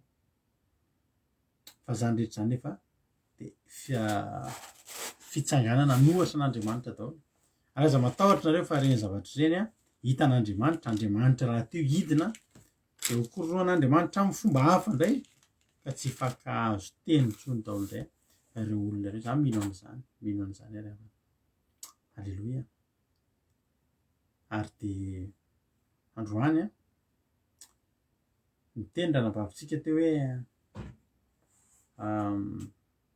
ranabavitsika amboaramela hoe raha misy tilikambo koa mbola ataonao de davinao hidefiana an'Andriamanitra any ambadimbadika any de tonga de dieny zao de arodany tsy ny tilikambony avonjintsika ny fahatezeran'Andriamanitra fa ny fiverenantsika aminy amin'ny fotsika sy ny saitsika rehetra any no ahatavaverina an'izany ny fiainantsika alleluia ny safodrano de ho avy ny safodrano ho avy ndray safodrano io andrikanan'Andriamanitra n'ity zao tontolo zao ty maditra ity fa tsika tsy ny fanaovana ny tilikambo ny tsoahantsika ny fahatezerin'Andriamanitra fa amin'ny alalan'ny fanatonantsika n'Andriamanitra alleloia iny Andriamanitra fa tonga am'izay tondra ny fitsarana fetsika amin'ny atotsika vo mihe manantona azy tsy manantona kapohana fa manantona azy mba ho tiavana alleloia ho tahin'Andriamanitra ny tsika tsirairay avy any amin'ny araka tekitao teo hoe ty tanàna ity a Sinara ity a no Babilôna taty arina fa tam'izany Andriamanitra nidina nanakororoka fomba fiteny fotsiny fa any amin'ny apokalipsy any Andriamanitra rehefa miteny momba an'io Sinara io de zao zavatra niteneniny any amin'ny apokalipsy toko fa 7 ohatra misy an'izay teny zay 9 ohatra ny azany ho le teny manao hoe anisy ray koa de anjely faharoa nanaraka ka manao hoe rava Babilôna lehibe izay nampisotro ny firenena rehetra ny fitivahin'ny fahatezerana no ny fitsangatsangana rava Babilôna ravain'Andriamanitra Babilôna lehibe de taka ny dinany alleloia taka ny dinany atao hoe Sinara amen fa eo indray Andriamanitra andrava am'izay tsy anakororoka fitentsika zao efa mety amin'Andriamanitra tsy mifankahazo tenitsika tsy hanao teny hafa ntsony Andriamanitra tsy hanao programa hafa ntsony Andriamanitra fa ny ataon'Andriamanitra sy atao de midina mitondra ny fitsarany ary mitondra ny fandravahana ho an'ny Babilôna lehibe na i Sinara ihany koa takany tam'izany tamin'ny andron'ny Nimrôda zany ry havana ny hafatra lehibe ho antsika androany de zao andaontsika tsy hanao zay hitsoahantsika n'Andriamanitra tsy hanao izy hitsoahantsika ny fahatezeran'Andriamanitra ny fahatezeran'Andriamanitra ny fomba fahantsika miala ny fahatezeran'Andriamanitra de ny fanaovana ny sitrapony ihany irery ihany ary rehefa manao sitrapon'Andriamanitra isika de tsisy atahorantsika safodrano mahoana moa tsika no nataon'Andriamanitra safotra zany nefa eo rehefa misy sambo fiara misokatra isan'andro ny tanana mandray antsika dia Jesosy Kristy efa nitondra tamintsika zany fa ny endriky ny sambo fiara amin'izao fotoana zao dia Jesosy ny afaka hamonjy antsika amin'ny fahatezeran'Andriamanitra. Alleloia. Ko androany amin'ny teny aminao manao hoe mahereza ialao zay mety hitanao mbola fandrafinan'Andriamanitra amin'io fiainanao io a fa raha mbola mandrafa an'Andriamanitra ianao dia tsy maintsy hidin'Andriamanitra. Ary raha midina amin'izao Andriamanitra raha tamin'ny andron'ny Nimrôda nidin'Andriamanitra nakorokany feny ny fiteny nampisaraka ny olona. Za tena teteny aminao fa hidina indray Andriamanitra tsy ho ela. Ary Andriamanitra rehefa hidina eo dia hidina tena hitondra afo eny an-tany andriafana malala. Hitondra safodrano fanondroany indray ka ny safodrano ny alanao amin'io dia tsotra. Ny fifandraisanao, ny fanarahanao an'Andriamanitra, ny fitiavanao an'Andriamanitra, fanaovanao ny sitrapon'Andriamanitra dia anao ve ry havana olona tianao zao nefa ianao ny andefan'ilay safodrano dia ho vitanao ny hanafitra ny rano azy ao. Tsia, misy sambo fiara eo, misy sambo fiara eo natao hiarovana antsika tsirairay avy. Andao hanaradian'Andriamanitra aza miviry amin'ny akavia amin'ny akavanana antsika tena hanaraka an'Andriamanitra amin'ny andro sisa fiainantsika rehetrarehetra. Fa raha manaradian'Andriamanitra isika manao ny sitrapon'Andriamanitra isika dia tsy possible mihitsy tsika izany le von'ny afo na le von'ny rano zany fa ny mendrika antsika ny mendrika asy ianao dia tsotra ihany fiainana mandrakizay. Hotahin'ny tompany itsika rehetrarehetra. Za matoky fa voarainao zany afatra zany. Za matoky fa voarainao ny afatra tamin'ity androany ity. Andaontsika tsy hijery, tsy toky amin'ny tilikambo papely hoe ry ny lalana. Fa ny teny mitondra ny lalantsika dia Salamo 8:1. Ilay milaza manao hoe fa ny lotongo sy fanazavana ny lalako ny teninao. Alléluia. 119:115. Salamo 119:115. Tsika tsy mila nizaniza mitsilo ny lalantsika zany fa ny mitsilo ny lalantsika dia tenin'Andriamanitra. Tsy torin'ny babela no tsy tilikambo babela no reperantsika tsy averantsika fa tenin'Andriamanitra no mitaridarina antsika sy manazava ny lalantsika. Ary zay tsy tian'ny reto olona reto natao fa zay kosa nefa ny tiantsika atao. Tsy mila tilikambo babela tsika fa ny iraintsika dia fo ahafahantsika manaradia sy mitia an'Andriamanitra. Dia mahereza isika rehetrarehetra ny fandrosoana sy ny teknôlôjia zany tsy voatery ho tsara zany indrindra eo mason'Andriamanitra. Indrindra raha ohatra ka natao handrafina an'Andriamanitra. Ka mampahery anao amin'ity androany ity aza mandrafy an'Andriamanitra fa tiavo amin'ny fonao rehetra Andriamanitra ho voninahitry ny anarany irery ihany dia ho tahin'ny tompany itsika tsirairay avy matoka fa voarainao zany afatra zany resorantsika raha nabavisika nambinina toy na zany tenin'Andriamanitra izany. Raha apely ny olona raha ohatra Andriamanitra ka nankoroka ny fitenin'ny olona indray tsy ho ela dia tsika reto mba hokoroan'Andriamanitra ho fiteny anankiray dia fitenin'ny lanitra. Alleloia. Satria tsika ho any an-danitra raha lasina ampamalalana. Ny fanafody antsika dia izao andao hanaradian'Andriamanitra naiza lehany andao tsy hanao izay fanoatra aminy mihitsy fa zay tiany no ataontsika ho voninahitr'Andriamanitra. Mankasitraka antsika rehetra manaritra ny hatramin'ny farany dia tahin'ny tompontsika rehetrarehetra hivavakantsika ao aoriana amin'izany izany.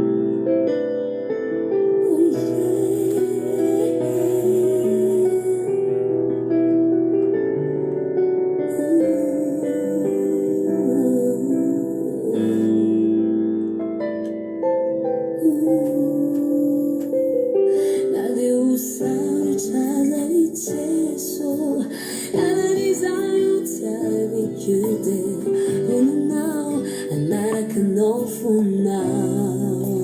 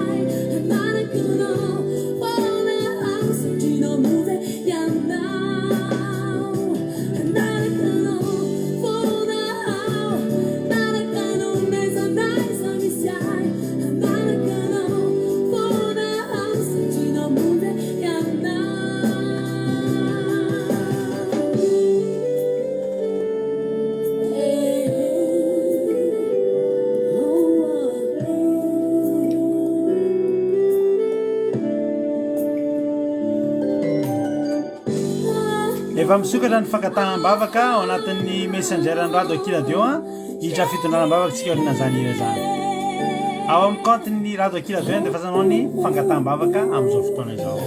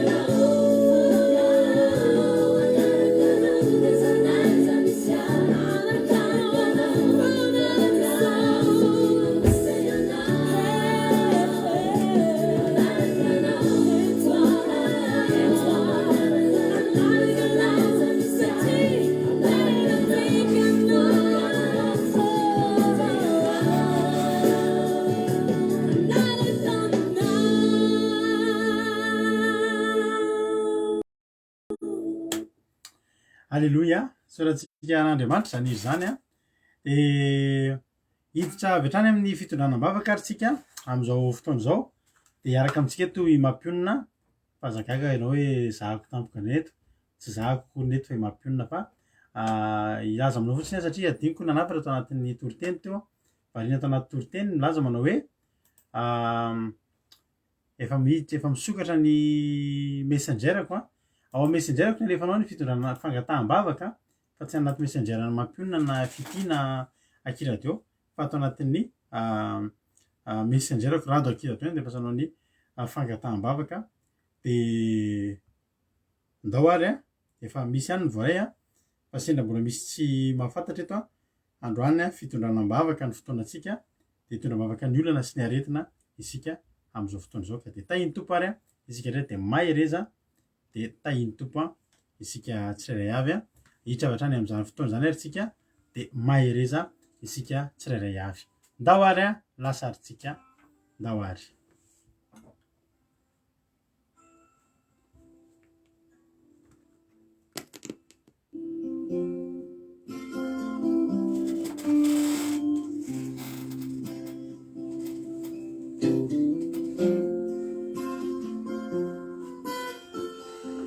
Alléluia.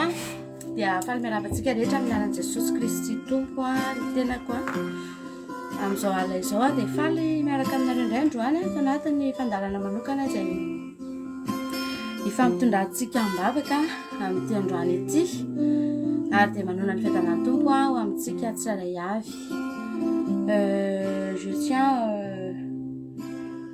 spécialement à dire à frère Nicomane. On est très heureuse, moi personnellement, je suis très heureuse de vous voir parmi nous tous les soirs et on vous souhaite toujours le bienvenu et on espère que Même si on n'arrive pas à traduire mot par mot, phrase par phrase, on espère que vous avez quand même reçu un petit message tous les jours ici. Et on souhaite vous revoir tous les jours et soyez bénis. Restez jusqu'à la fin de l'émission. On va se porter en prière et voilà notre programme. Ankehitriny dia mivavakantsika amin'izao fotoana izao ho an'ny toriteny izay nendrentsika teo androany. Mahatezitra an'Andriamanitra ry havana ny tsy fanaovana ny sitrapony. Mahatezitra an'Andriamanitra ny fialantsika, ny fanaovantsika ny fisainantsika, ka mahatonga an'Andriamanitra indraindray manisy zavatra misahotaka. Misy fotoana misy fiainan'olona mikorotana tahaka an'izany hoe teny izay nakorotan'Andriamanitra teo amin'io fanaovana an'io tilikambo amin'ny babela io. Dia nisy zavatra nikorotana teo, nisy fiainana teo tena fiainana lamina be teo lasa nikorotana tao anatin'ny fotoana fohy. Dia ohatr'izany mihitsy fiainantsika indray. Indraindraitsika manontany tena hoe maninona ny fiainako no tsy mety milamina? Misy zavatra ohatrany tsy azonao tampoka izany eo amin'ny fiainanao dia fantaro fa nisy zavatra tao tsy nahafaly an'Andriamanitra.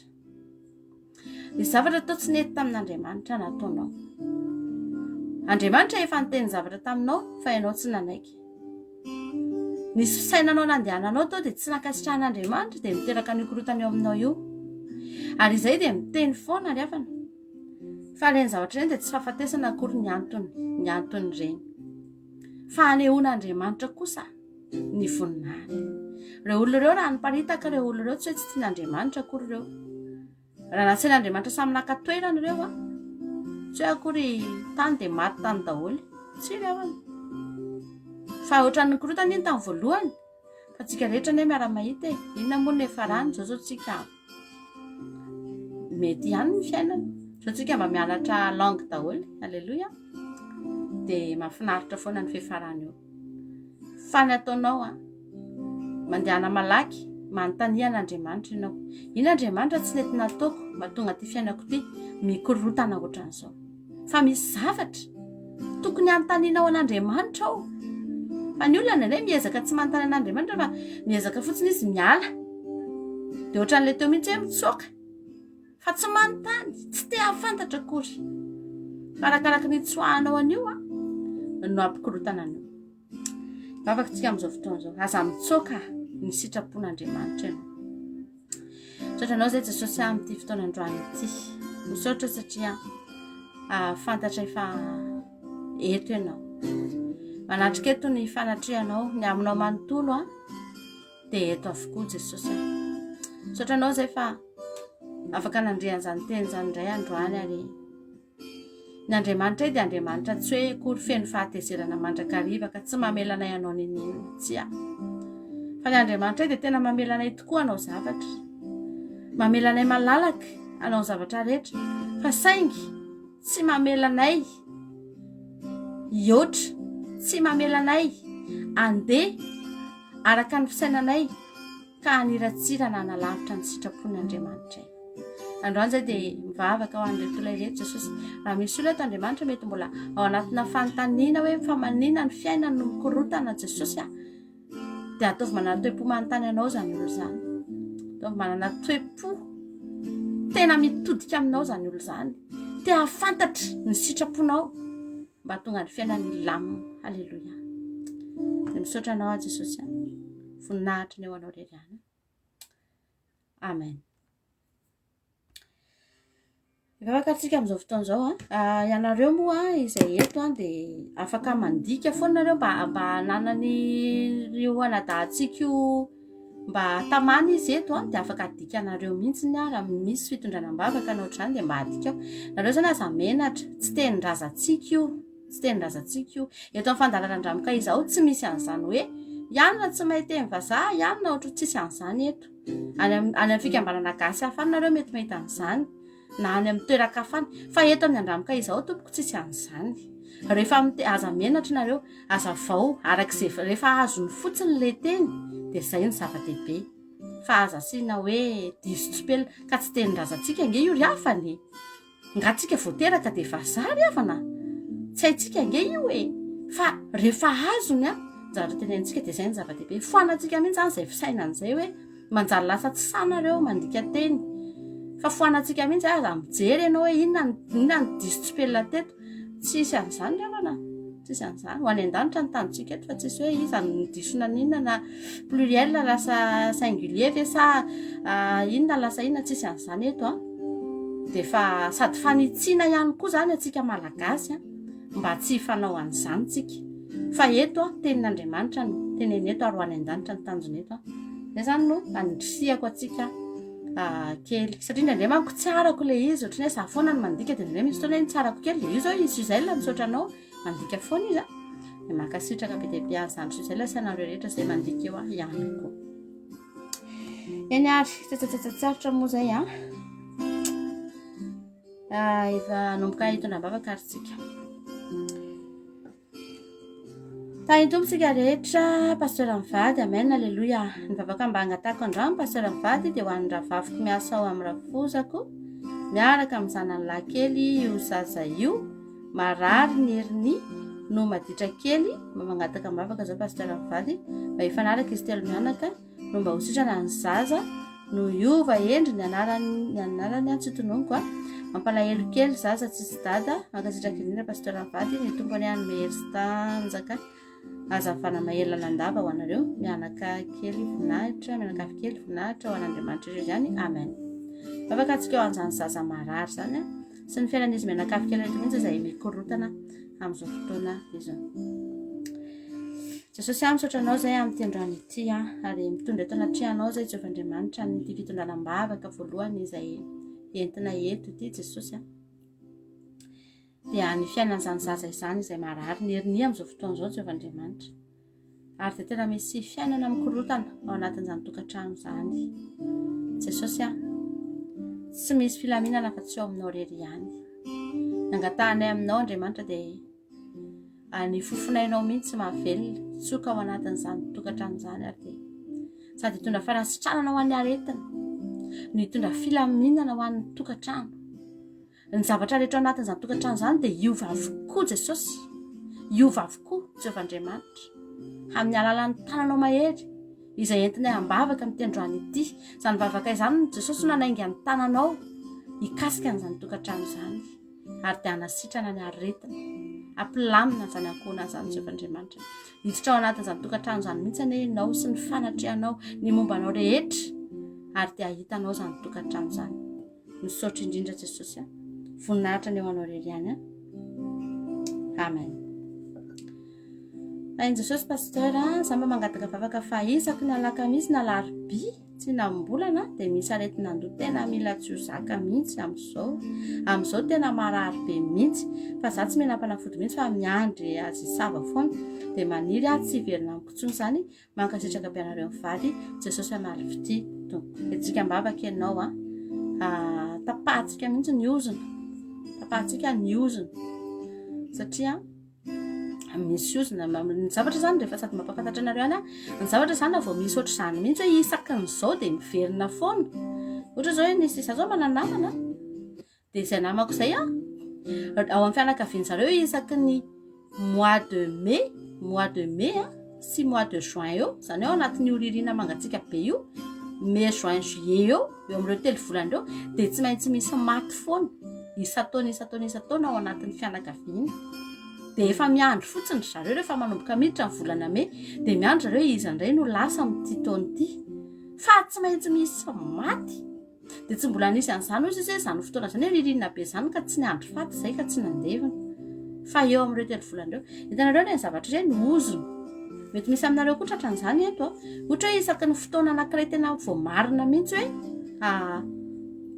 isaky ny fotoana ohatr'izao dia misy zavatra mitranga ohatr'izao dia reny ozona reny dia mila tapahana dia mila délivrena nareo fa reny natao hoe ozy afaka antsika amin'izao fotoana izao dia tena tapahantsika mihitsy ny ozona amin'izany aretina andoha izany ny anaran'i Jesosy Raha Jesosy mitondra mavaka an'ity rahavavina ity tsy efa Andriamanitra toko ambavaka Jesosy izany aretina andony verina isaky ny tsinam-bolana izany Jesosy entina eto anaty trehanao izany.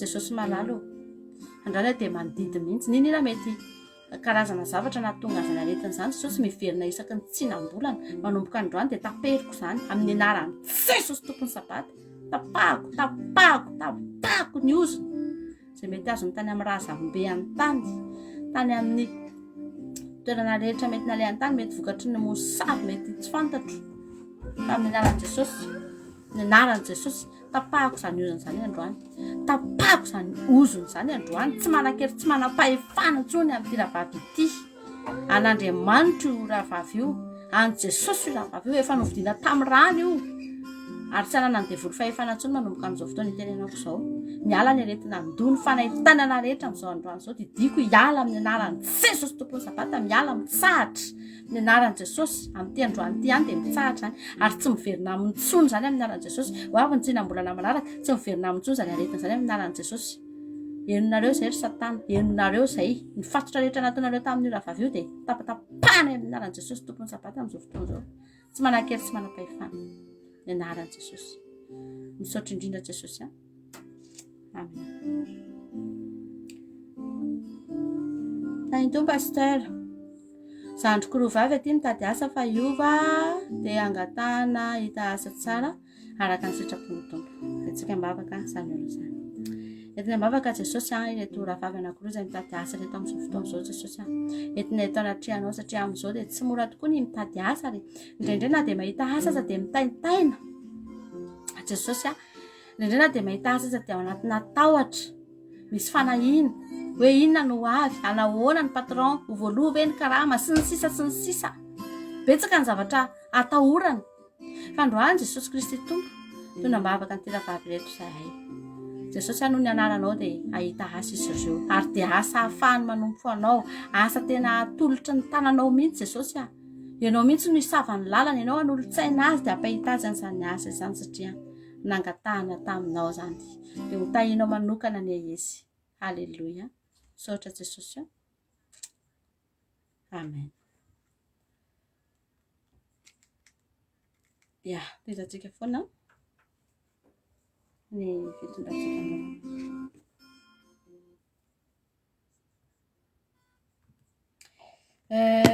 tahin Jesosy pasteur mivady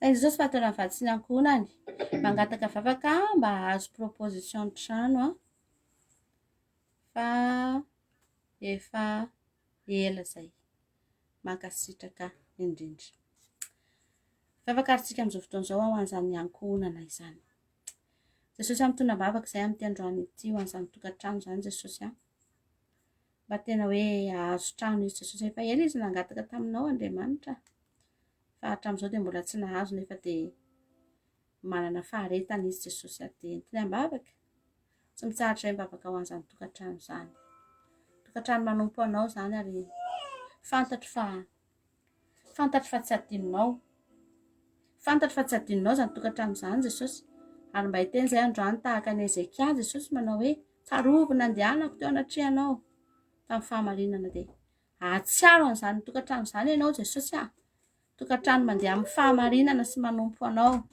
dia tsy ho adinonao anie Jesosy malala dia entiny ambavaka tompo mba ho tahinao izy ka dia hita izay irin'ny fony amin'ny alalan'izany trano izany Jehovah Andriamanitra dia faly ny fonay ho faly izay rehefa ho avy ny fotoana ka hamaly vavaka ianao dia misaotra indrindra Jesosy Alleluia amen.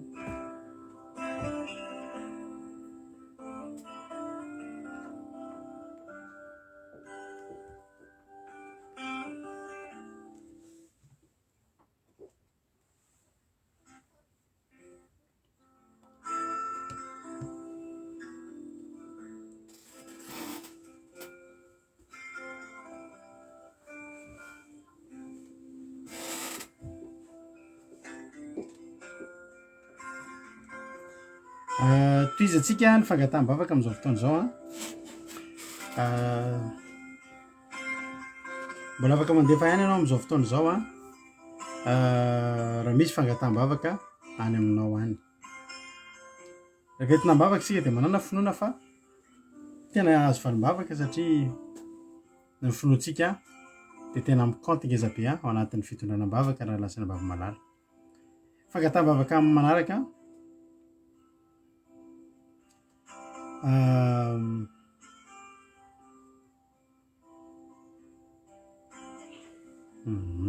misy olona eto isaky ny matory izy dia na amin'ny alina na amin'ny après-midi dia manofo mandevona foana izy dia mahita olona efa maty dia matahotra zany olo zany amin'izao fotoana izao ary matahotra izy ny andeha atory dia mba entintsika mavaka izy mba tsy hanofo ratsy itsony ary dia rahantsika délivrance izany fangataham-bavaka izany.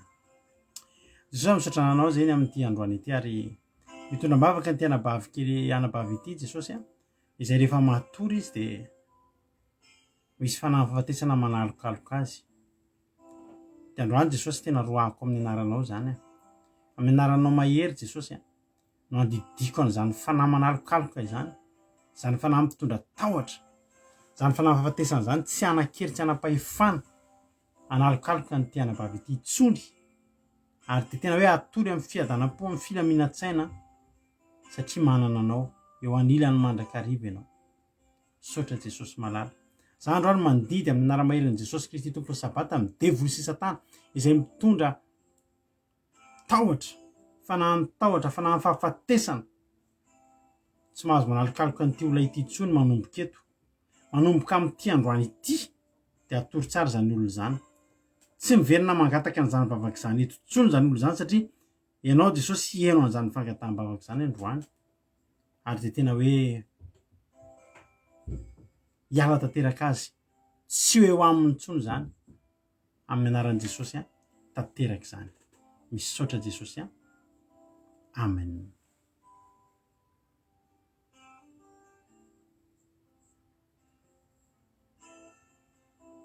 Mitondra-bavaka ihany koa tsika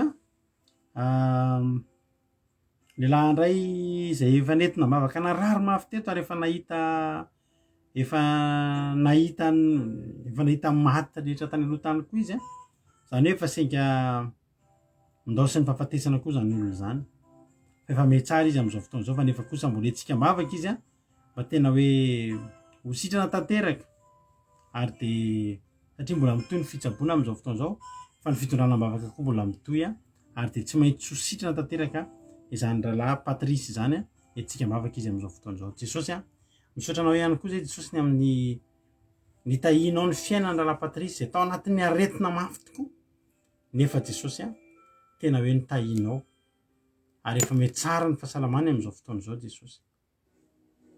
Efa metsara ny fahasalamany amin'izao fotoana izao Jesosy. Efa nesoronao tsy hoe ho aminy fanahy ny fahafatesana izay saika hisitona azy ary hisorona ianao fa satria zava-dehibe zany. Koa ankehitriny Jesosy dia mangataka izay mba tena hoe ho feno hiverina tanteraka ny fahasalamany zany raim-pianakaviana zany. Tena hitsangana tanteraka amin'ny aretiny izy, tena hitsangana tanteraka amin'ny tena hoe ho salama dia tsy harary intsony fa tena hoe sitranonao tanteraka izany loharanona areta zany tena fongoronao tsy eo amin'ny fiainany intsony Jesosy dia matoky anao zay. Halleluia, amen. Etsika mavaka ihany koa mba hitombo ny ara-panahin'ny rahalahintsika amin'izao fotoana izao dia mba hiroborobo ihany koa ny asa mandraraha izay ataony. Mavaka tsika amin'izao fotoana izao.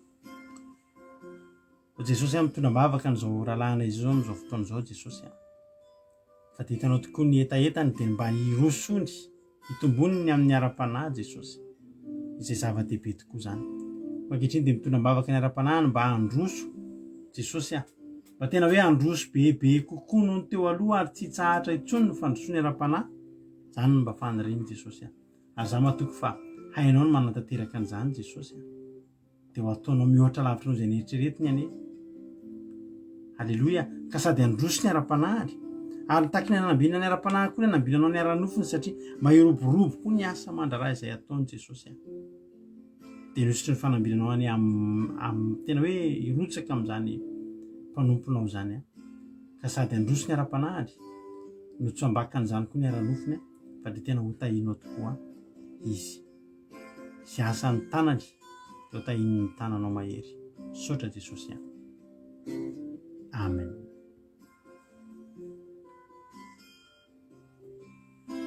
Raha nabavy anankiray mangataka vavaka fa nisy asana tombony androany dia voalohany indrindra isaorantsika an'Andriamanitra fa valim-bavaka be zany satria atao anatin'ny fivadikanana ataontsika farany teo tondranam-bavaka n'izany asa izay natomboka zany ary dia efa natomboka zany androany ary ny olana nefa amin'izany asa zany dia mila tonga any amin'io fiasana io foana isy sabata manao présence nefa izy dia tia hanaraka sabata mba afaka ny hanao sabata ihany zany izy na dia eo ary zany asa izany ary za mamparianao raha nabavy fa betsaka ny olona lamin'Andriamanitra tahaka izany ny fiainana eto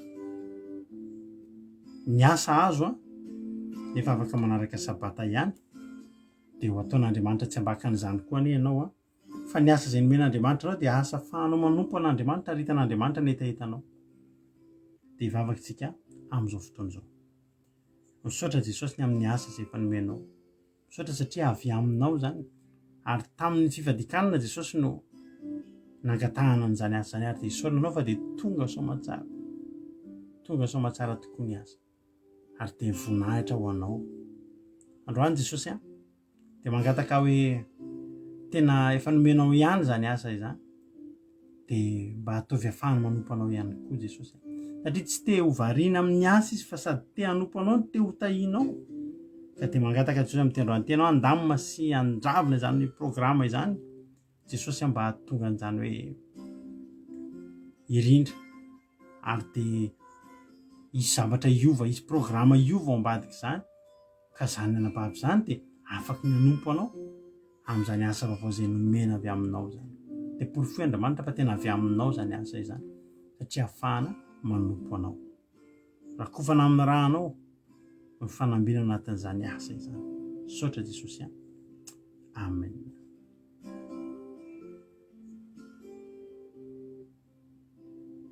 Misy iray mpianakaviana indray kosa mangatabavaka mba hanana ny zanany fa azotoana mivavaka mandrakariva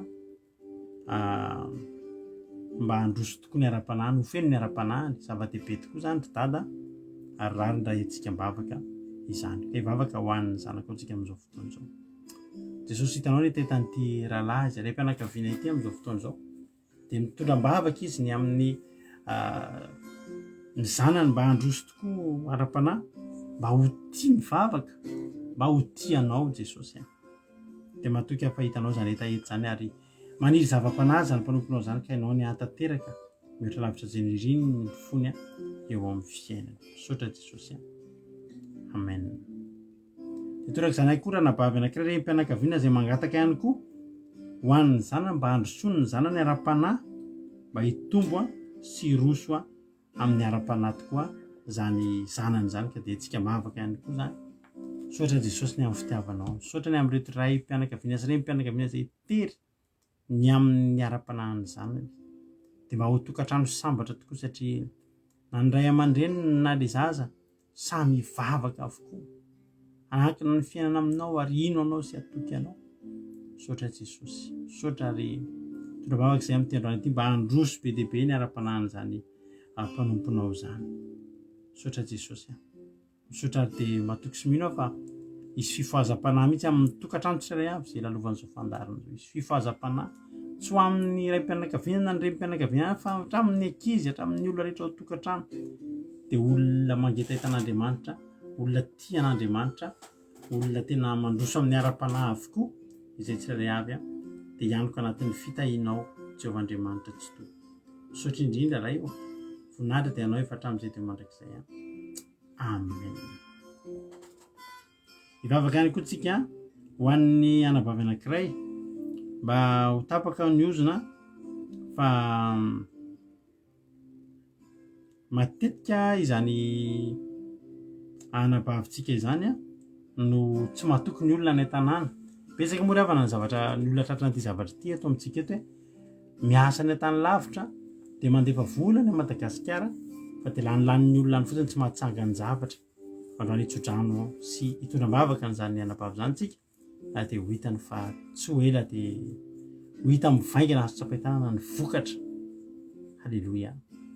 Sotra Jesosy sotra ny amin'ny efa fitahinao ny fiainan'ny ty anabavy ity nefa Jesosy hitanao ihany koa fa na dia miasa azy izy reraka izy nefa Jesosy dia tsy mahita olona atokisana izy ary ny olona izay atokisana dia mamadika azy ary tena hoe mihinana ny atsembohan'ny tavany fotsiny Jesosy androany Jesosy mangataka aminao hoe mba hitsahatra any ary dia mba tena hoe ny asan'ny tanany tena hiainana sy hohaniny tokoa Jesosy any tena angatahako aminao mba hoe tsy ozona ny fiainany fa fitahiana ka hihinana ny asan'ny tanany hihinana ny vokatry ny tany izy Jesosy ary raha mba tena angan-javatra izy Jesosy dia hoe kasika ny olona any Madagasikara andefasana ny vola mba olona mahatoky. Halleloia. Mba olona mahatoky sotra Jesosy ary tapatapahako ny oziny izay natonga azy tsy nahatsangana ninina tao anatin'izay fotoana zay. Ny kitapo makarakara kilodoka rehetrarehetra dia tena roako tsy eo amin'ny fiainan'ity vehivavy ity fa fanambinina sy ny fitahiana fahasoavana ny osy sy ny fahavokarana ho eo amin'ny fiainany. Halleloia. Sotra Jesosy ary dia izay irin'ny fonany ho tanterahanao eo amin'ny fiainany voninahitra ho anao efa hatramin'izay teo mandrakizay misy sotra ilay Jesosy. Halleloia. Amen. Dia misaotra an'Andriamanitra isika tamin'ny fahatanterahan'ny fotoana androany satria tapitra hatreo ny fangataham-bavaka. Halleloia. Misaotra antsika rehetrarehetra tao anatin'izay fangataham-bavaka izay misaotra anareo nanana fahatokiana sy finoana nandefa an'izany fangataham-bavaka izany satria finoana ny anaran'ireny reny message nareo tonga ireny dia efa finoana satria nareo dia nino fa raha entina bavaka tokoa zany dia isy valom-bavaka ary izay koa dia mino tanteraka ao anatin'izany. Raha mangata-bavaka ianao raha entina bavaka ianao efa tsy mino dia nampitondram-bavaka ary takan'ny hoe mety ho takan'ny hoe olona tsy sanatria tsy nin'Andriamanitra vavaka fa isika mila manana finoana matanjaka daholo isika tsirairay avy ka dia mankasitraka anareo rehetrarehetra alina ny andro mitondry fotoanantsika androany dia isaorantsika an'Andriamanitra ny fahatotosany zany. Raha mbola tsy tonga ny andro lanitra Jesosy dia eo neto indraintsika rapitso tahaka izao dia samy tahiny tompontsika rehetrarehetra matory mamy tena matory tsara vitanao ny n'Andriamanitra dia mbana amin'izay matory ny anjenin'ny tompony hitombo manodidina antsika tsirairay avy dia tontolo andro mahafinaritra ny tontolo andro rapitso isosa avokoa izay ataonao rehetra ohatrany tsy toy dia efa eo netontsika hifampahery rapitso amin'ny toriteny manaraka indray. Tahiny Jesosy dia mahereza www.andramokaizo.com afahanao mihaino ny onjam-peo akiradio mandeha andro manalina ary misy toriteny isaky ny adiny 3 amin'ny 2 amin'ny 7 amin'ny 7 amin'ny folo maraina rapitso amin'ny folo maraina averinao zao fandarana zao dia misy toriteny avy koa amin'ny 2 amin'ny 7 amin'ny 7 orariva. Tahiny tompo faly-be niaraka taminao dia misaotra ary dia makasitraka dia Andriamanitra maly fitentsika tsirairay avy. Rapitso rentsika mihaona ho voninahitra Andriamanitra. Tahiny Jesosy mahereza daholo.